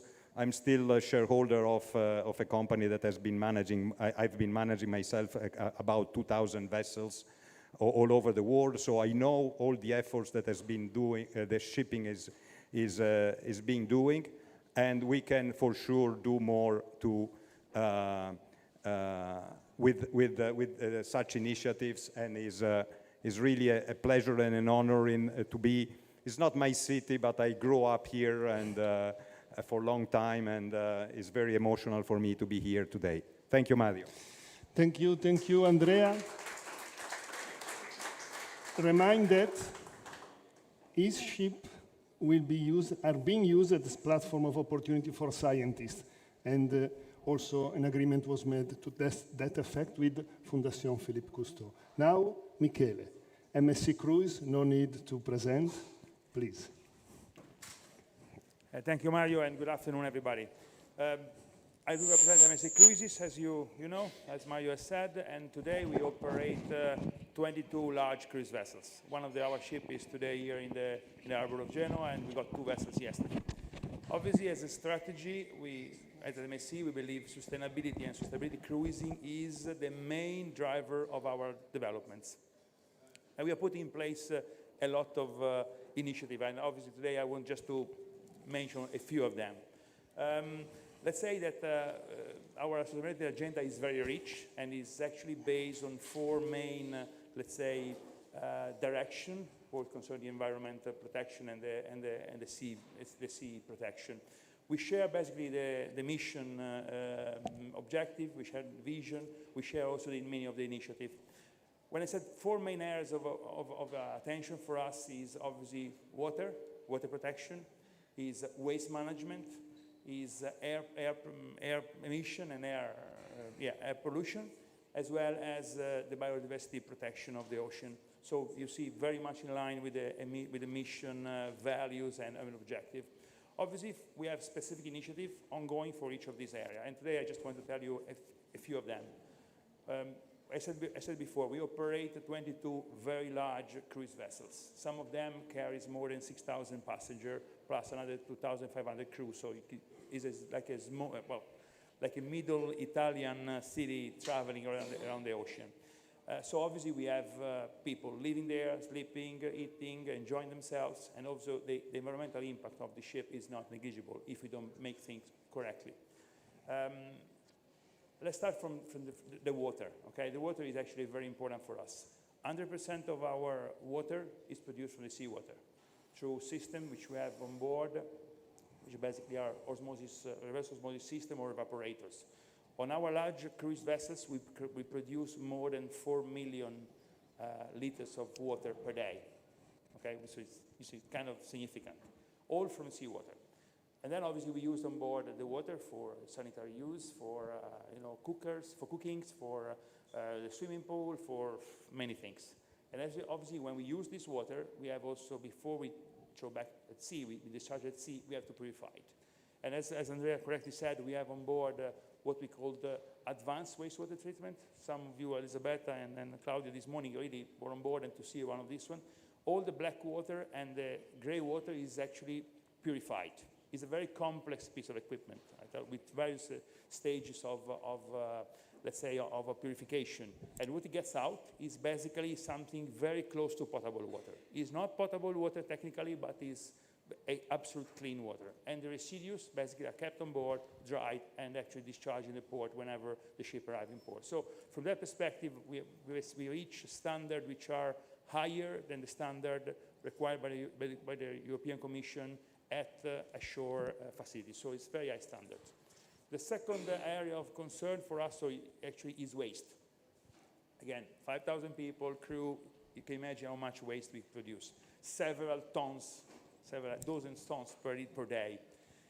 And actually what we do, we sort out, we recycle the most of the waste. We have 7 different categories of sorting, of compacting, and of recycling categories. We have aluminum, glass, plastic, waste oil, generic, and also paper. Okay, so all this is actually recycled and is given ashore to the recycling facilities, which is actually very important, obviously, for us. That is a very key areas. The third area is, as I said, air emission. Air emission is key. For both concern local emissions, so let's say the noxious emission, for which we have put in place quite a lot of initiative in terms of technology. We use very low sulfur fuels generally when we import. We have exhaust gas cleaning system. We have selective catalytic reduction system for the NOx, and also we use LNG on most of our newest ship. LNG actually has a very low emission levels. CO2 emission and greenhouse gas emission is also another initiative. We know that this is actually a very difficult and a very ambitious target. We have set the net zero emission target at 2050. We believe this is possible, and recently we demonstrated this is possible, actually. We carried out just 2 weeks ago the first net zero voyage from Saint-Nazaire to Copenhagen with one of our ships by using bio-LNG. The scope of this is not to say that the emission and the objective is coming today, but it's only a way of showing that this is possible with the technology on board, and with the technology available already today. And actually, this has been a tremendous, experience. We will learn a lot. Last but not least, I just want to mention a bit protecting the ocean and restoring the ocean. We have a project which has been basically completed. It's called Ocean Key. It's an island that we have restored we have actually restored from its original conditions. It was an industrial site based in the Bahamas, which was used obviously for digging sand to make it glass. We actually completely restored this one. We recycled something like 1,500 tons of industrial residues, and today it's becoming a marine reserve. So we have replanted the coral, we have replanted the original vegetation, and many other things, and we have now working on a zero emission island together with the University of Miami for the ocean preservation. So these are only some of the, let's say, projects we are in. We actually, very important that we cooperate with the local authorities, ports for one side, but also authorities. I just want to mention the recent development we did with the French administration we signed a charter which is called the Charter for the Sustainable Cruise in the Mediterranean, and we are also working with the Italian authority to ensure that, for example, we have in place measures for the protection of the cetaceans and their marine life, and this has been a very important, let's say, commitment that the entire cruise industry is doing on this respect. I think that's all for the time being. My time is finished. Thank you. With this industry, we could go for hours listening what they are doing. And it was said already, alone you can do a lot, but together you can do much more. And so Stefano, Assalmatori, many together doing a lot. Thank you. Good afternoon. Thanks to Mrs. Elisabetta Balzi, first of all, Head of Unit, Mario Dogliani, the Vice Minister, Edoardo Rixi, the Mayor, and a special thank to Marco Campomenosi, with whom we have worked so much in the last 12 months, military and civil institution.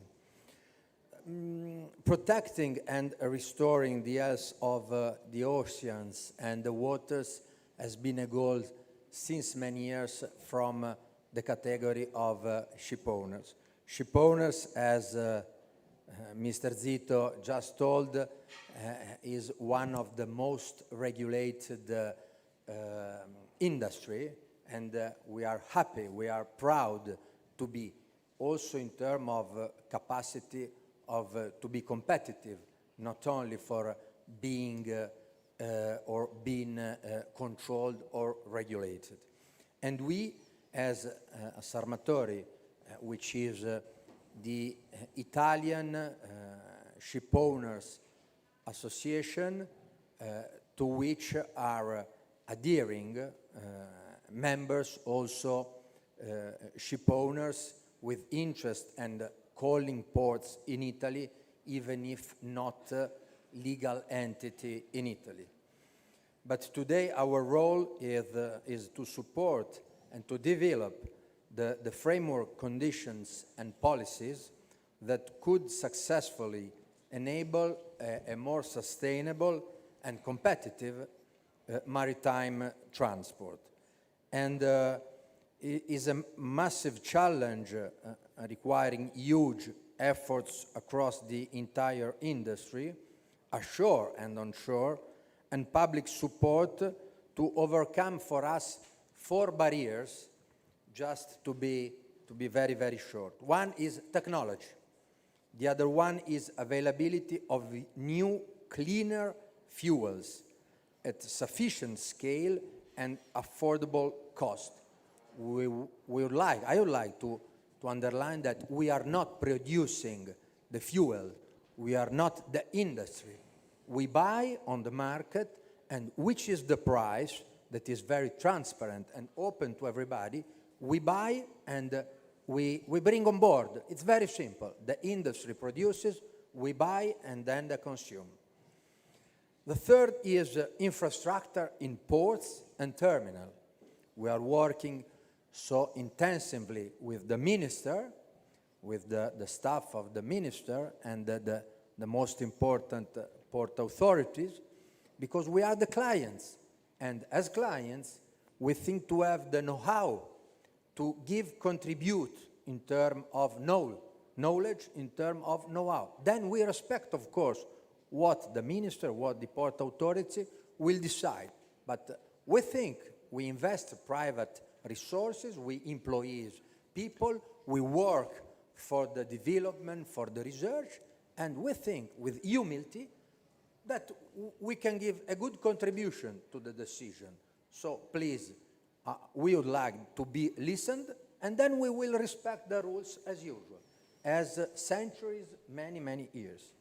And the fourth is finance.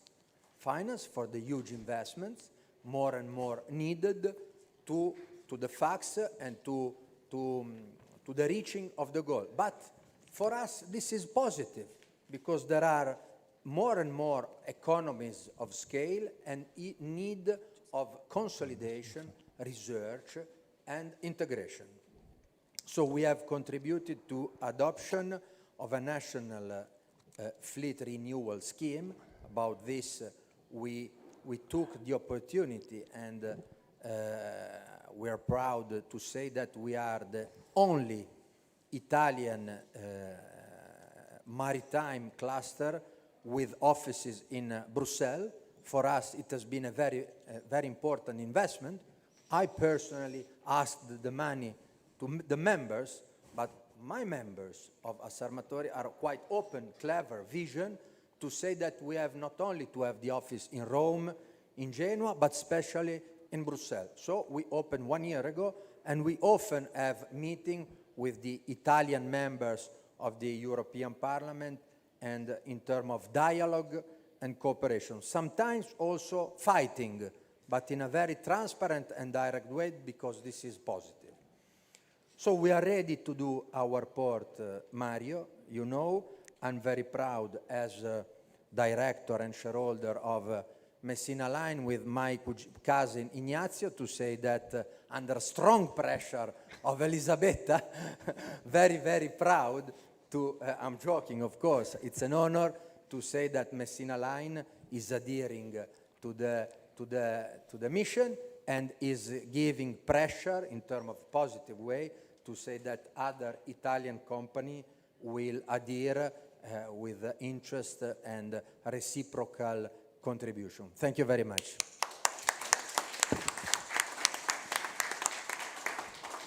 Now, Mr. Bucci and the EU representatives who are here, dealing with a very challenging issue. I think that probably the issue of the sea and of the ocean, for us working for the sea, into the sea, close to the sea, it's, let's say, a primary objective. We are working together of course, in developing our port activities. The Port of Genoa is the first Italian port in terms of export and import of cargo. Our throughput is very diversified, so we are handling container, multi-purpose, passengers coming from the motorways of the sea, the cruise sector, and so on. So we are dealing every day with the sea, of course, as a port. And by which means we are, let's say, following and complaining with this mission, with the environmental mission. We've got plans. We've got a huge plans in terms of saving energy and developing measures for dealing with the problem of environmental emission and pollution and so on. And we are currently also working strongly on our port master plan. So we are working on, let's say, long-term basis. So we strongly believe that this is the time to develop our intervention and to, let's say, imagine a future in which our port activity will be more and more sustainable. So especially if we consider that our port activities are strongly connected with the territory, with the city, with the coast. So this is what we are working on. In our environmental plan, we are very much concentrated in alternative fuels, in managing externalities in terms of traffic, not only on the seaside, but also on the land side. We are working on energy saving, and we are working also, we are developing action on mobility and logistics. So we strongly believe that with this action, these goals, all together will bring our ports to a more sustainable future and more sustainable development. Of course, this program, it's a challenging program, is going to develop in a medium long-term scenario, but we are very strong committed on this by, of course, developing an investment program. So we have already put more than 3 million euro in intervention from here to the next 3, 4, 5 years. So ordinary program, extraordinary program, and let's say the next generation EU. So it's not only a question of money, because we know how complex is working together with the cluster, working with shipping agents, with terminal operators, with ship owners, with all the stakeholders involved in our process. So I can say that we are really committed in this, and we are ready to develop any kind of collaboration and action for the purpose of reaching and helping the EU mission. So thank you very much. Thank you, Laura. I take that your new program will be aligned with the program of Mission Restore Our Ocean and Waters. Fantastic. Now, last speaker in this first panel, Francesco Alberto De Bari, Port of Livorno and Life for Medeca project. Francesco. Thank you very much, Mario. I'm a bit worried in taking the floor after these significant and important contributions, but I will try to make some highlights, and I got 3 messages to offer you, thanking you all, obviously. The first is this. According to the European Green Deal, ports are enablers of the maritime green transition. And ports are hubs of transport hubs for goods and passengers, we all know that. But in order to really play the role of enablers, we must act as hubs for green energy, for innovation and knowledge, not only goods and passengers. Therefore, there is a significant responsibility we are fully aware of and we are ready to take. The second message is specifically related to the mission. Besides being ready, we need a framework and a vision for our commitment. And here comes the mission Restore Our Ocean and Waters by 2030. The framework we needed. It provides us with clear objectives and a clear path. The mission is able to mobilize local and global players, as I heard before, and mobilize these players, clustering them towards concrete solutions to the greatest challenges of our time. These are the words of the mission. It is for us as seaports, these challenges are eliminating pollution and making the blue economy carbon neutral and circular.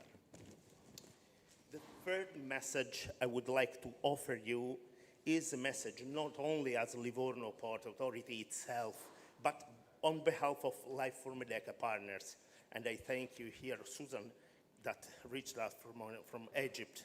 And we really need to speak to the southern shore of Mediterranean to reach our goals.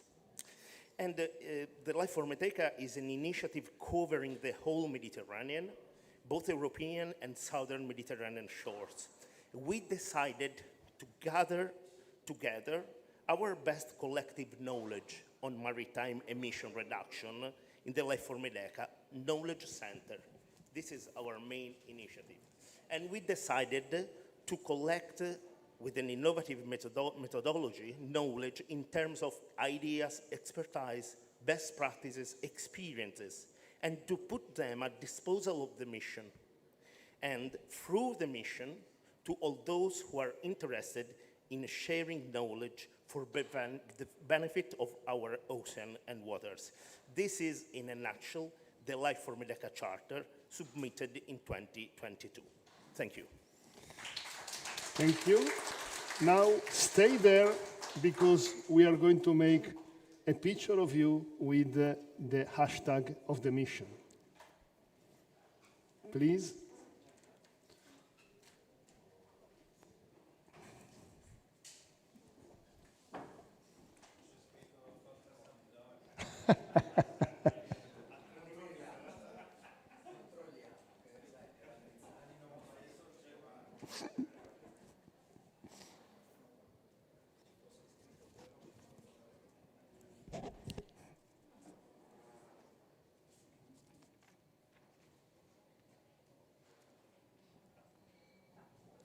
Okay, thank you very much.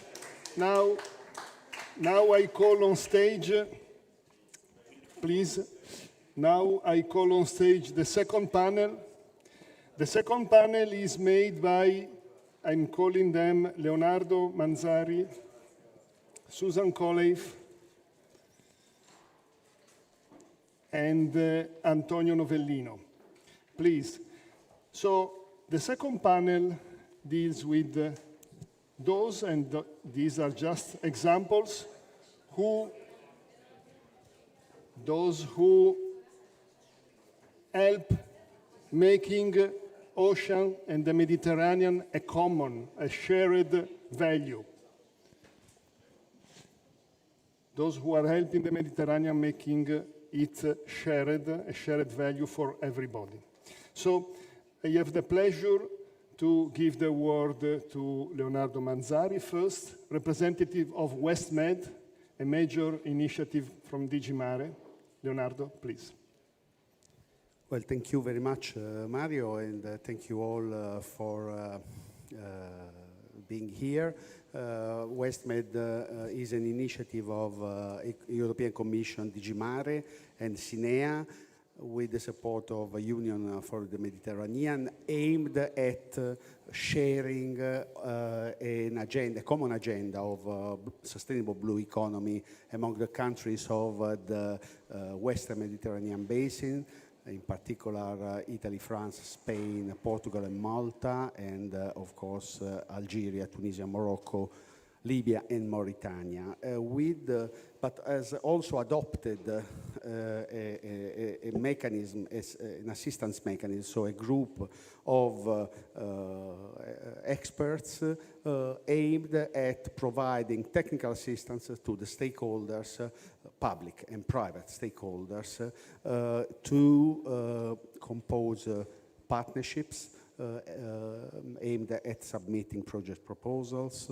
for EU and non-EU funding programs, working together on thematic groups, and also, of course, supporting managing authorities of European funded programs, of regional governments, and also animation in favor of initiatives like the EU mission of these beautiful Horizon partnerships, because our work in these 4 years has been to create a community of stakeholders and support them in any kind of activity which has brought us to help them submitting over 80 project proposals, creating working and technical groups in the sector of green shipping. And I would like also to mention the project which has been awarded with the leadership of SDG for MED under EMFAF call of last January. Maritime clusters as the ideal tool to gather the stakeholders of the blue economy in the countries, but within a Mediterranean ecosystem, a common Mediterranean ecosystem. And in this sense, also would like to remember the interest that we are facing from the coalition of mayors, which is important because cities are key actors to, let's say, adopt the sustainable practices, not only for their own coastal area, but also for the inland, for an equilibrated interaction with the inland territories, and also to, again, support managing authorities adopting the priorities of WestMed and implementing them also in some funding calls they are publishing. From this point of view, we have also, let's say, enabled some funding programs to adopt common paths of calls in common thematics like sustainable tourism, for instance.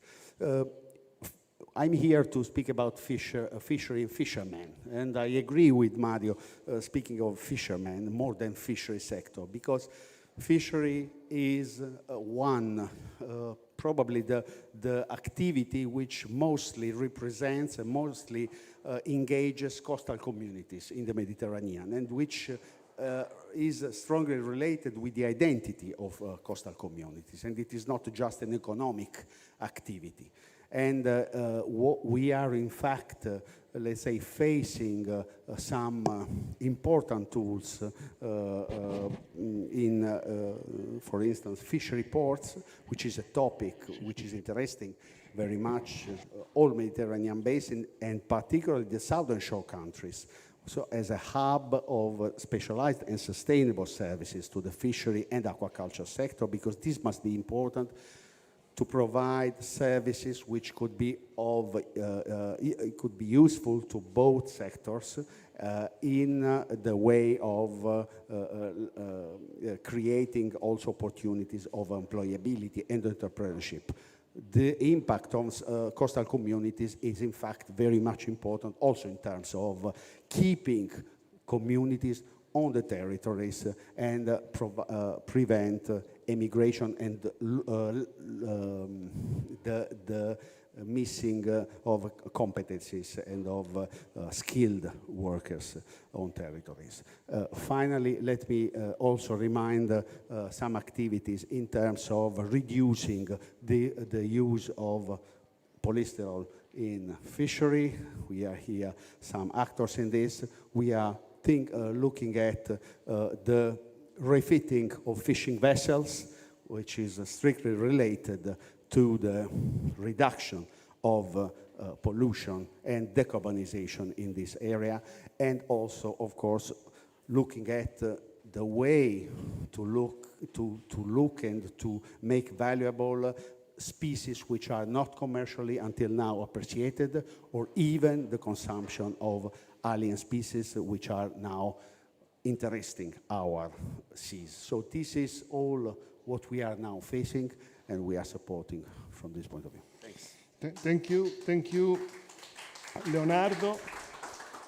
Thank you, Leonardo. Remind, cross-border cooperation is so important, and this allows me video Buon e pomeriggio, message. mi chiamo Gilberto Ferrari, sono presidente del FLAG Lazio Mare Centro, che ha sede ad Anzio, una marineria non distante da Roma, caratterizzata da una flotta peschereccia importante e che opera nei vari segmenti, dallo strascico alla pesca artigianale.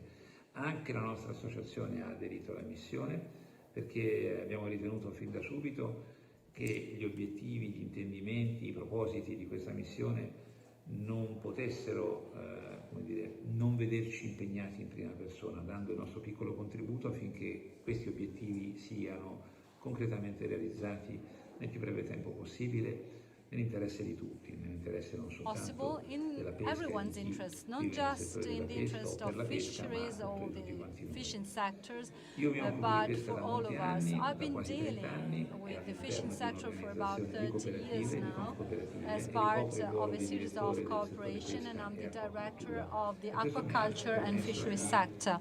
And this has allowed me to learn more about the fishing industry and the fishing communities in Italy, not just Italian ones. And it also allowed me to have several interesting experiences, including being one of the first promoters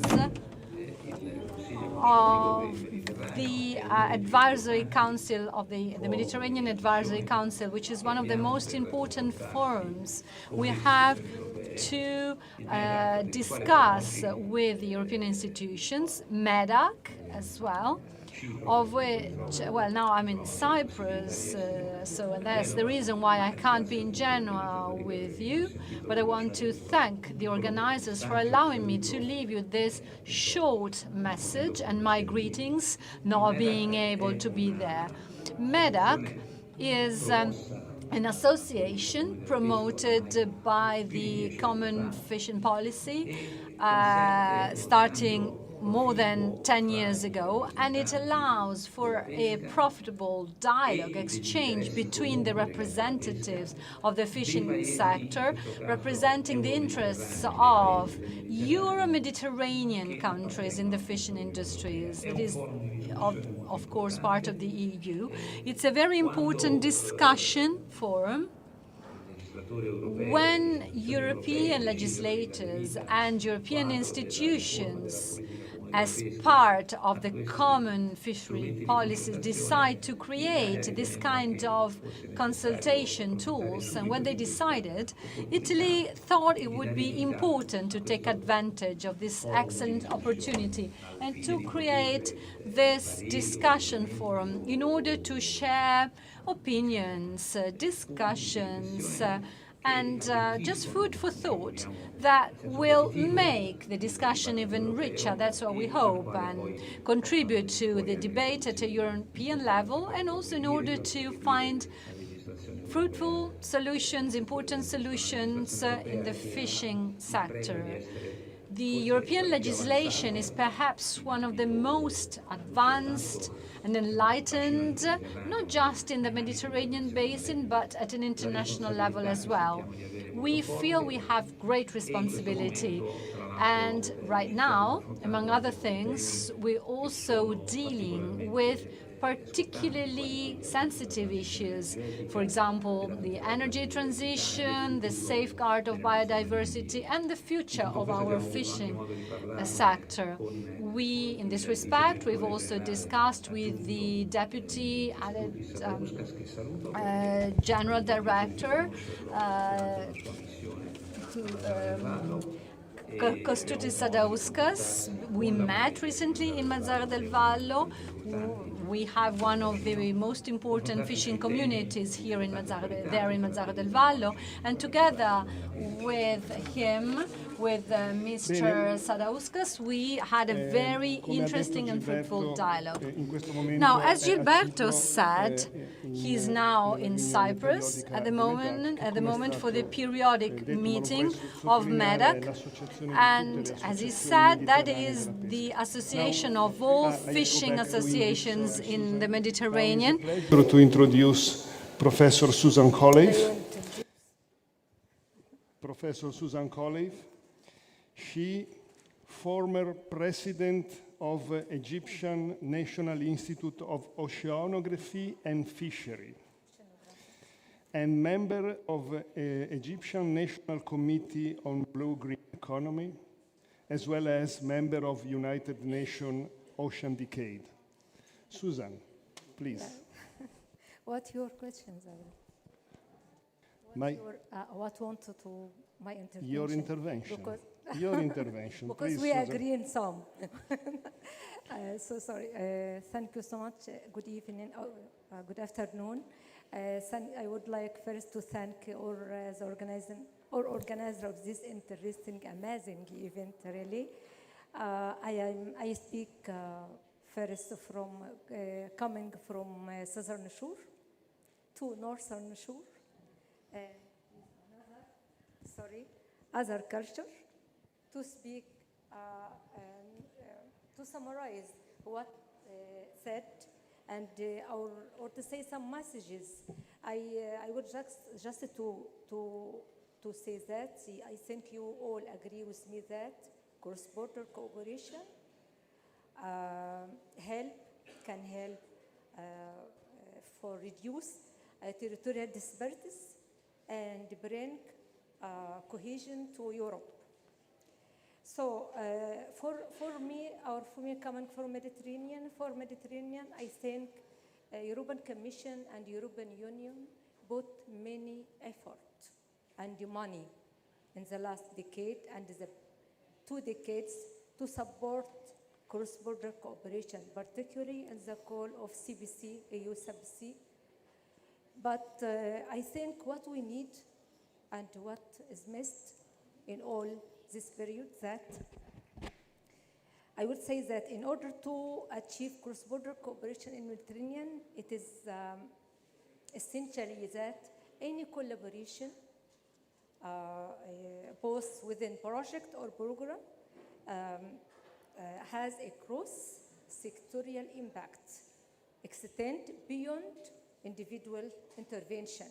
That means increase coherence and increase also cooperation together and break all challenge between us to get a big pictures without odd color. So this can, I think, based on my experience, this can be achieved through transitional capacity development, which aim to increase public awarenesses and help to transfer of innovation technology and innovation consultancies and best practices to other countries in the aim. Yes, for example, in the fisheries sectors, I want to add some for Leonardo, but not only for coastal. Fisheries sectors is the backbone of blue economy and face many challenges, resulting in low investment, and deficit in the job in fishery sectors. So these sectors can be achieved and can be sustainable during cross-border cooperation through promoting small fisheries sectors, promoting small-scale fisheries, small-scale harbor, and small-scale municipalities. So I want to echo some words from a strong message by Mayor of Geneva. He said that we need some words, says that we need to change the mindset. Yes, sometimes in some sectors. And also I wanted to say to him that we as a scientists, we lost many benefits to not put municipalities in the front line of cooperation. It's a very important issue, and I thank you so much for the effort to see now municipalities is join scientists, join research is a big achievement. So I think also, as not Elizabeth is not here, I think also but after hear some word from DG MAR and also from DG Research and Innovation, said that now, yes, in the strategy of both the Director General, there is a capacity strategy, part of strategies of two Director General of dedicated to capacity, but we need transitional capacity development and to work more in cross-sectoral impact. And based on my 20 years cooperation with UN, different bodies, I learned small words. In any transitional, we should leave no one behind. I think it's a very important message, and thank you so much. Thank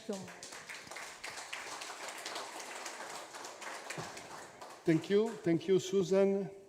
Leave no one behind is just one of the several goals of the mission, so we are fine-tuned.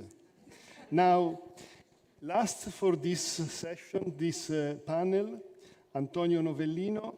Already the importance of data has been highlighted. Antonio and his company are working for EMODNet. So Antonio, a few words on data.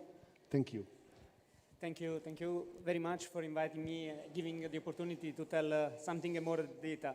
Yes, we said, we need to restore, but in order to have plans, we need data. So data is central. And the Commission is working quite a lot on this. And in fact, the first example that I'm bringing to you is about IMONET. IMONET is the European Marine Observation Data Network. It is a DG Mare long-term program. And actually, we are running it for the past 10 years, so we did quite a lot. And we also saw a shift of mind somehow in the concept of data. I like, this word very much, our ocean. Because in the past we had, my data. No, it's not my data, it's our data. We need data in order to, develop new policies and give, the tools to scientists in order to think about which kind of, solution we can put in place and in order to mitigate and, have a sustainable development of the things. And IMONET, I'm in charge of IMONET Physics. That is one of the pillars of IMONET. IMONET is, as I was saying, a program which is really implementing what this morning the Admiral Nannini was saying. We try to collect data once and use many times. So IMONET is the European hub for in situ data. So all the disciplines from biology to chemistry to seabed habitats to bathymetry and so on, and physics, of course, are made available for improving the blue growth. So since January this year, we also did a further step because we moved to a central system. So nowadays we are under the European domain. So each and everyone can really and easily find all this data available. But somehow it's also a call for action because these data at the moment are coming mainly from research institutes. And now we need to call to action also private industry. I mean, the floor before was quite interesting because we saw the willingness of, private sector to contribute to, data collection. And this is quite important because if we collect data, especially if we collect data in far remote areas, then we can better understand our climate, our oceans, and so better have also to develop new solutions in order to mitigate the things. And the other case that I want to mention is also a project that we are involved in, and somehow with, also the expertise of IMONET, that is the Olamur project. That is a Mission Restore Horizon Europe project. It is a lighthouse in the Baltic and North Sea. And at the moment, what we're doing, actually, we just started, so we are on the development phase. We are designing a new solution in order to combine, for example, the seaweed, together with the blue mussel culture in offshore wind farm. So the idea is to have low trophic aquaculture together with a multi-use of areas that are already allocated to, a business sector. So in order to mitigate somehow also the pressure that we're doing while having, the production of energy, but at the same time also having a combination of solutions that can also be exported somewhere else, because as all the lighthouse, one key goal is also to demonstrate that a kind of technology can be also replicated in other areas. And so we can all together, work together, and restore our ocean and waters. Thank you, Antonio. Sit there, because now the picture. And also, Antonio, thank you to underline that the mission is all the oceans, Atlantic, Baltic, Mediterranean. Now the picture.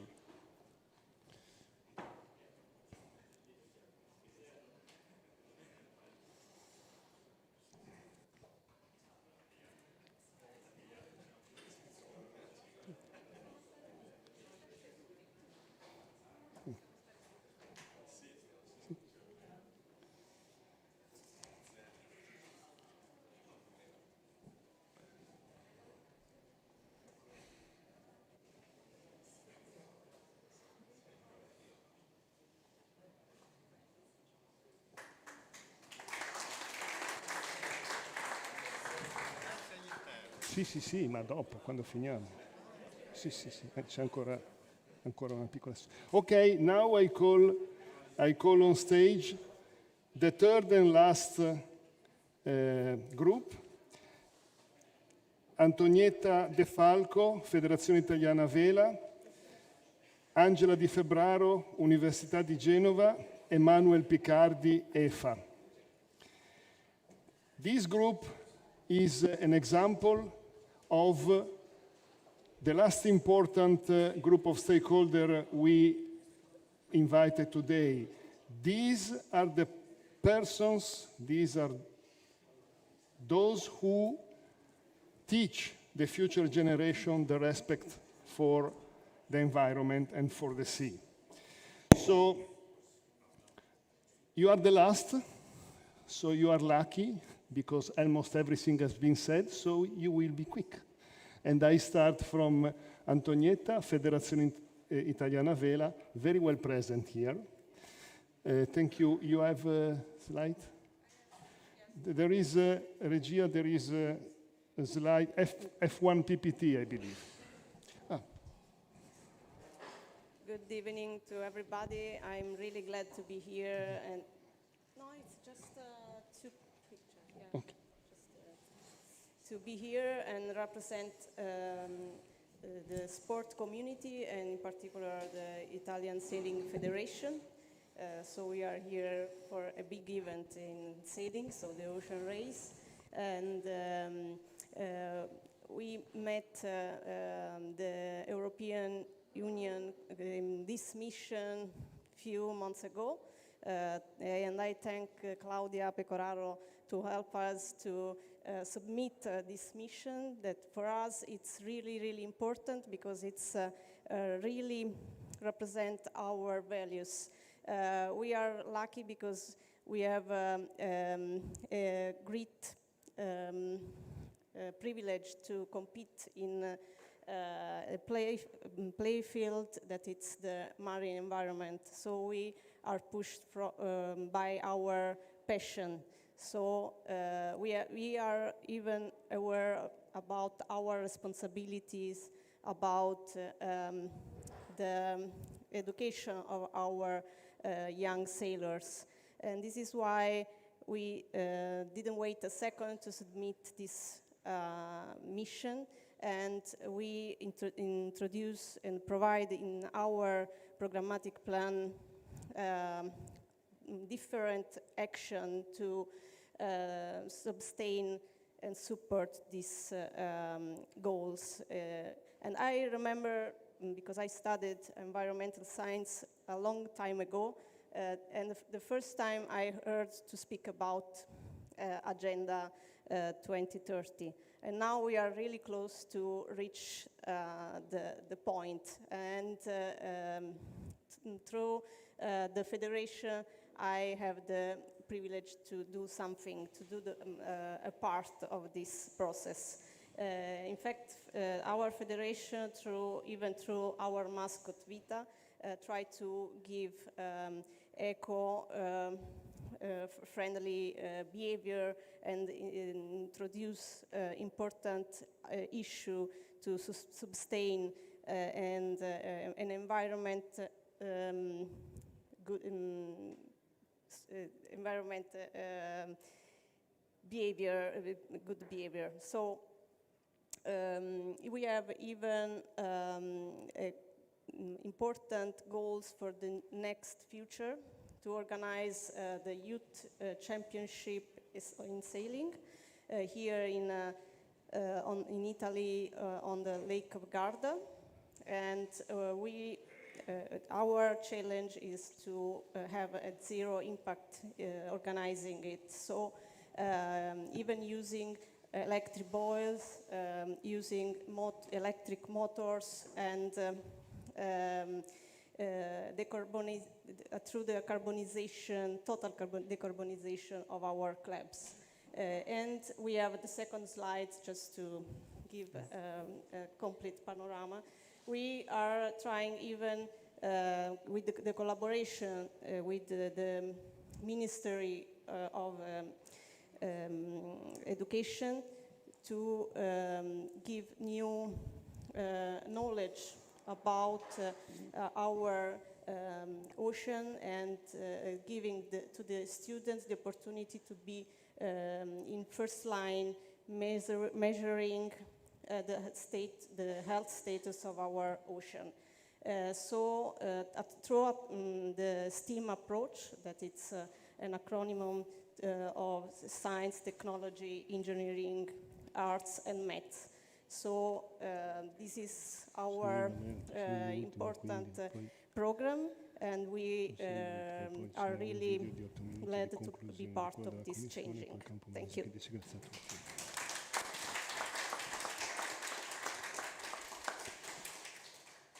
After leisure, as an instrument, as a tool to be close to the ocean, let's pass to university. Angela, you have some interesting news for next year in Genoa. Yes, thank you, Mario. I'm very happy to be here and participate to this important event in my city. So thank you for inviting me.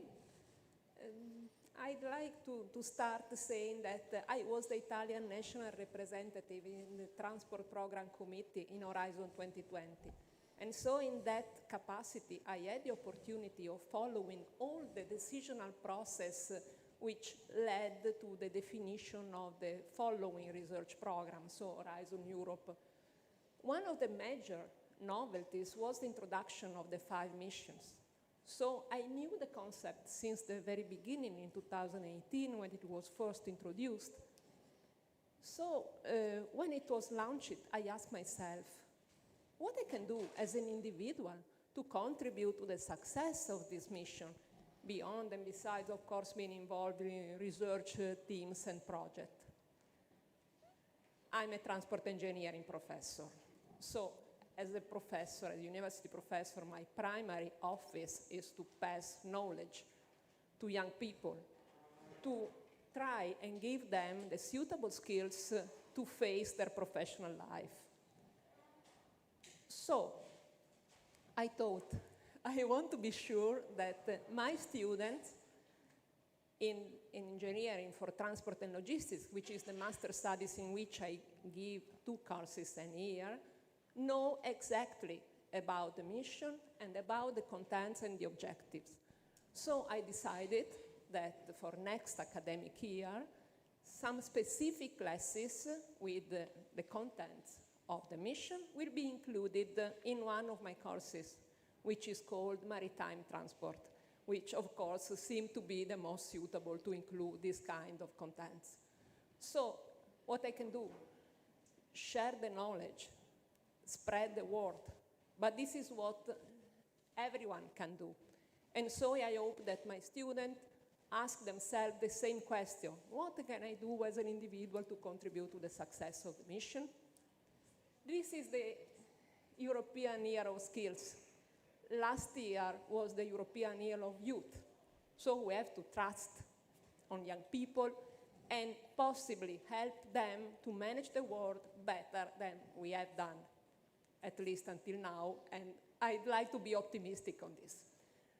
So, for those who may be not familiar with the concept of European years, we can define them as a sort of awareness campaign that have the objective to foster debate and dialogue in and between European countries on some specific issue that is proposed by the European Commission and then approved by the European Parliament and, of course, from all the member states. So my last proposal and first proposal is, why don't we think together to propose as one of the next European years to dedicate the year to one of the issues related to this mission? Could be ocean, could be water, could be something related with. Thank you.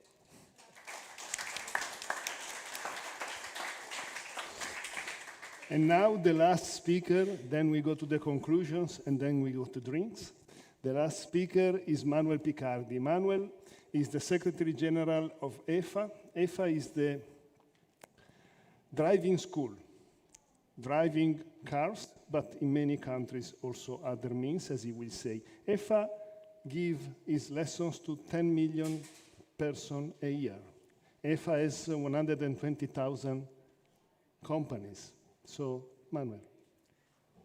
Thank you, Mario. Thank you, everybody. Thank you for the invitation. I'm very glad and honored to be part of this really interesting event. And as mentioned by Mario, I'm representing the European Federation of Driving Schools.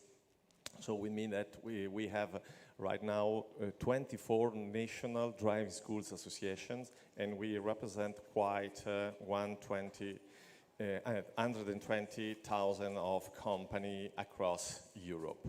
In a lot of countries, we have the driving school sector that is directly matched with the driving license of both. And definitely, we're starting our cooperation with new stakeholders in this field. We are very happy to have been involved by Mario in this adventure, in this journey, because we think that we can give you a contribute with our networking, European, but not only networking.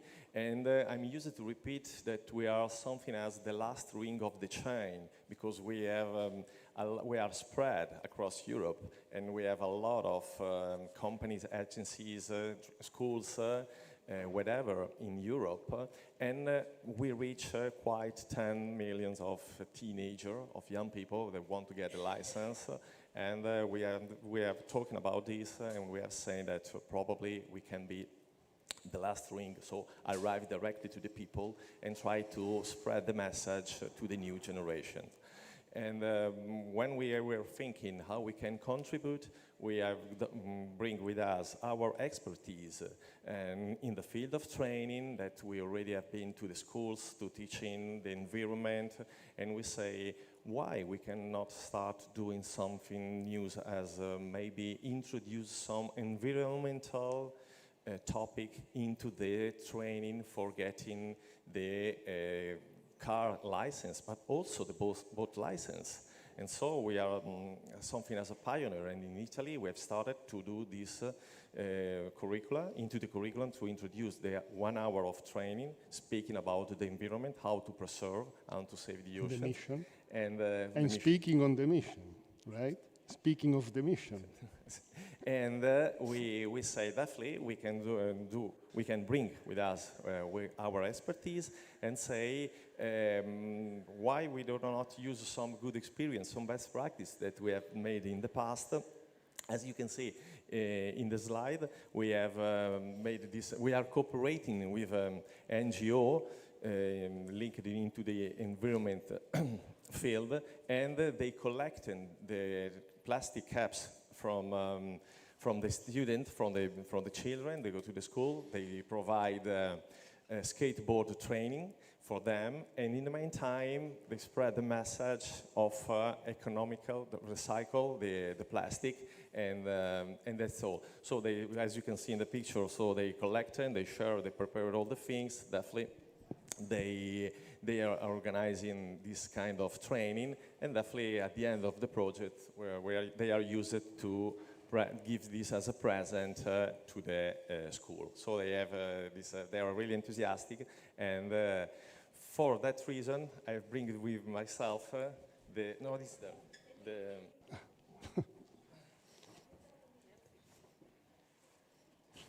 one of the prototype.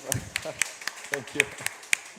One of the prototypes that the guys have created. So this is a startup that started since 1 year, I guess. But when they were discussing to me, they have introduced to me these things, I say definitely it's really interesting, and we have to use this for our project and give the voice to across Europe to everybody. Okay, so please take in consideration that we can do a lot of interesting things, go directly to the students, to the new generation, so they will be more aware about the things. Thank you very much. Stay there. Stay there for the picture while they prepare for the picture. And I think this is plastic which will not go to the oceans. The next one will be done by Mazara del Vallo, taking plastic from the oceans to make those.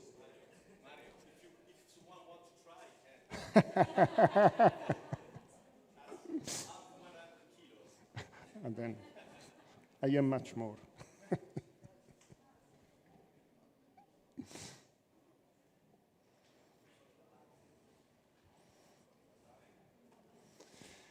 Manuel, we wait this in Brussels, eh?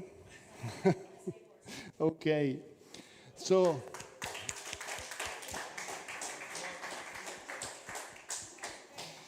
now, Regia, the last effort, the last video, the concluding video now. Please, this is the last effort. We are listening to the conclusion from John Bell. Caro Sindaco Bucci, cari partecipanti, John Bell speaking here from the European Commission's Healthy Planet Directive. I would like to thank the Italian Mayor of Genova, Mr. Bucci, for co-organising this event during the great ocean race, the Grand Finale, which is gathering thousands of people to participate in such a prestigious initiative, showing the power of the sea in connecting people and in mobilising people that the sea has a great future. I'm particularly delighted to be hosted today by Italy, the Liguria region, and the city of Genoa, which has shown a very strong participation and leadership in the EU mission Restore Our Ocean and Waters to date. And I thank you all for having shown your engagement and commitments to the mission, aligning programs, pledging actions under the mission charter. You should be very proud to show such leadership in restoring the health of the Mediterranean, your Mediterranean, our sea, our Mare Nostrum, showing your commitment to our blue planet in your blue neighbourhood. It is, after all, you who put the Azzurri into the planet in Europe.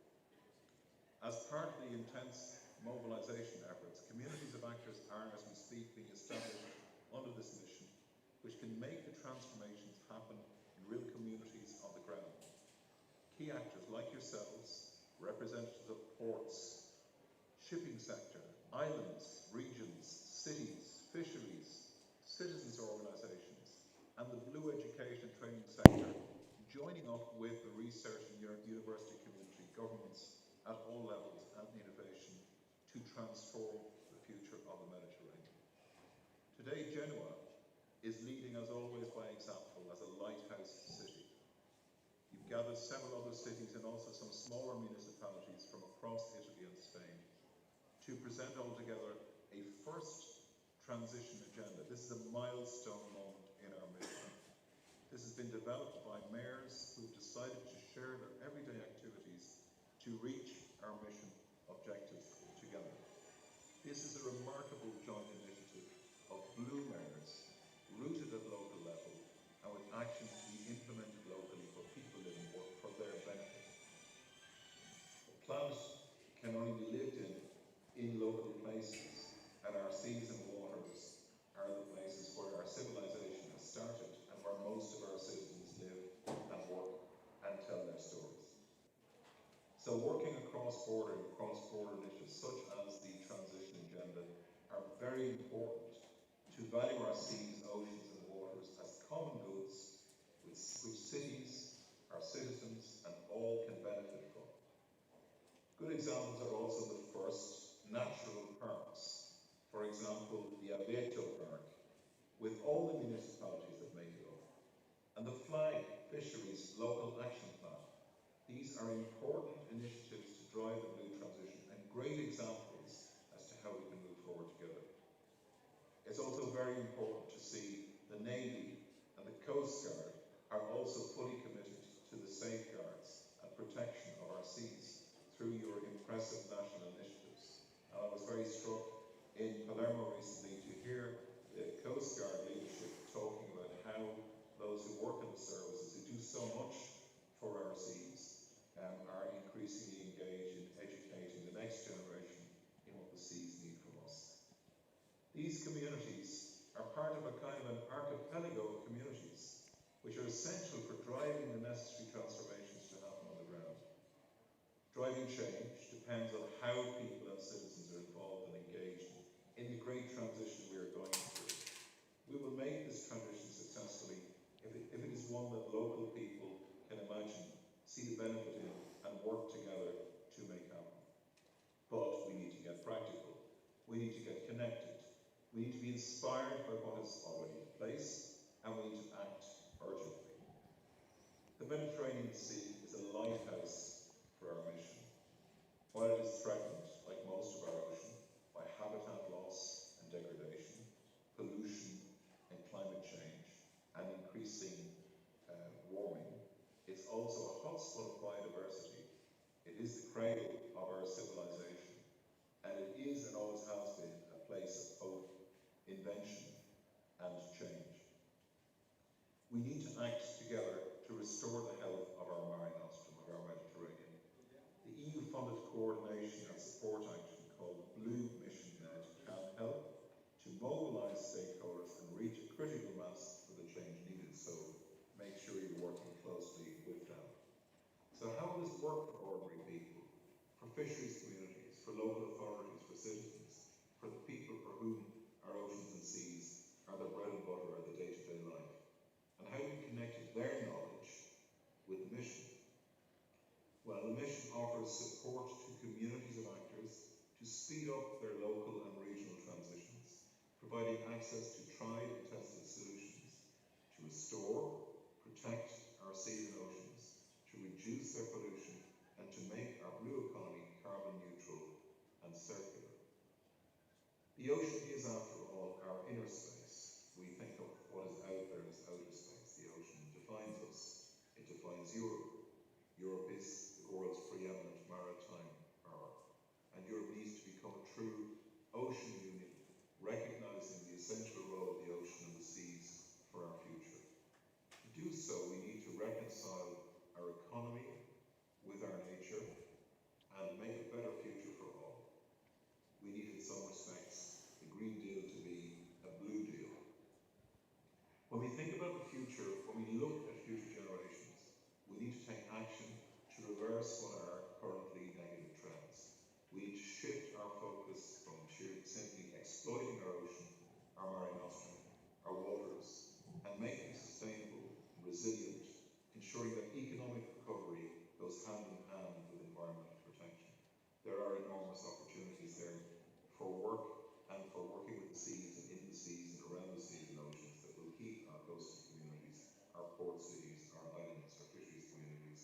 busy for many, many centuries to come.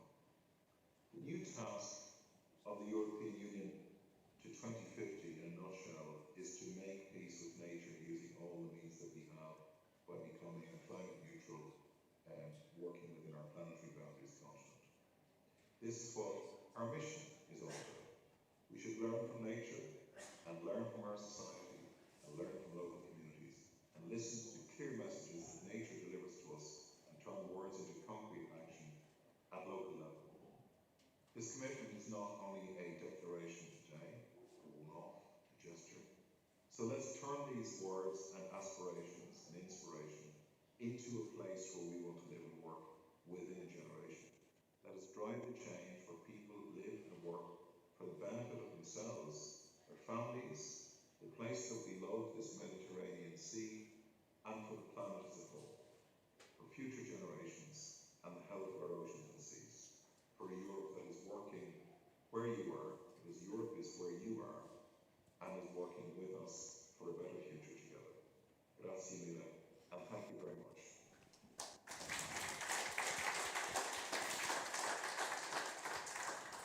Allora ci siamo, stiamo finendo. Adesso Marco Campomenosi darà le ultime conclusioni di questa intensa giornata. Vorrei innanzitutto ringraziare le interpreti che hanno lavorato al caldo e però hanno fatto in modo che tutti capissero. Un applauso. E vorrei dire una cosa che credo sia la cosa migliore prima delle conclusioni di Marco. Qua Rafael Lobeto Lobo, segretario generale della Fondazione Cousteau, il presidente di cui è il primo ministro spagnolo, il quale ha detto a Rafael tutto il suo gradimento per il fatto che Rafael Really appreciates the fact that Rafael today was representing some Spanish municipalities and the Cousteau Foundation. Che tra pochi giorni assume la presidenza dell'Unione Europea. Will be the chairman of the European Union. So thank you to Mr. Sanchez. Gracias. Come here, Rafael. Come here. Vieni. I have a 20-minute speech. And 20 you as well. No, jokes apart. No. Un saluto a questa giornata. Sería No. mejor en español. 500 millones hablan español, gracias a los genoveses.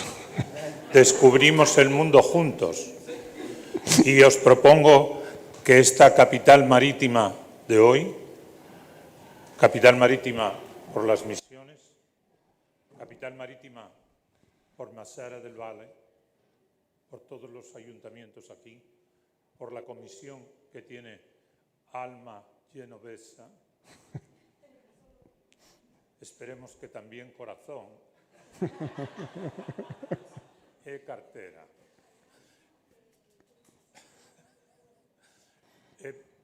Prima volta, Mario Díez. Mario preparó para que leyera el discurso de la Fundación Cousteau. Sin los Cousteau no estaríamos aquí. No habría conocimiento del océano, no habría amor por el océano. Entonces, la Fundación Cousteau está con la Comisión para las Misiones, restaurar los océanos y también las aguas. No va a haber agua. Hay un grosso problema, claramente. No, es cierto. No es posible ignorarlo. Entonces, si Génova ejerce de capital marítima como hoy, Misiones, Ocean Race, todo esto, la feria, la solución de una visión, un corazón marítimo, una cultura marítima.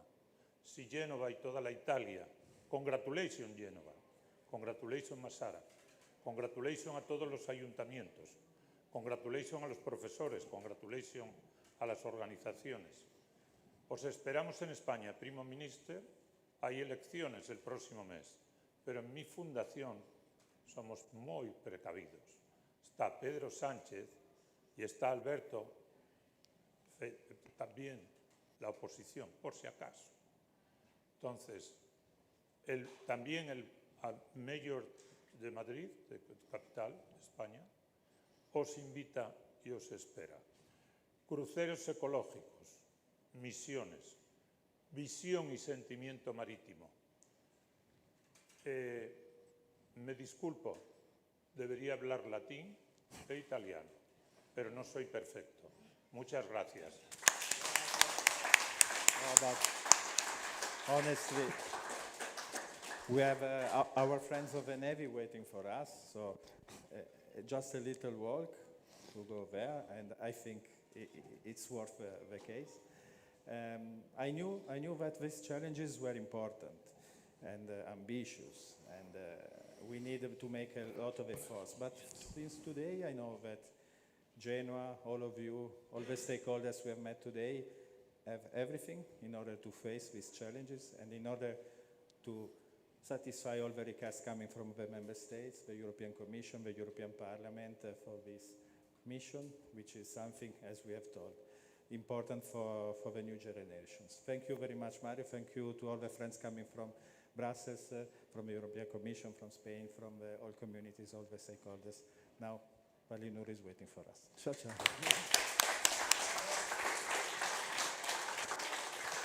Bring that, otherwise you will not allow it on board Palinuro. Palinuro is there. Take this, otherwise you cannot go in. Thank you, everybody.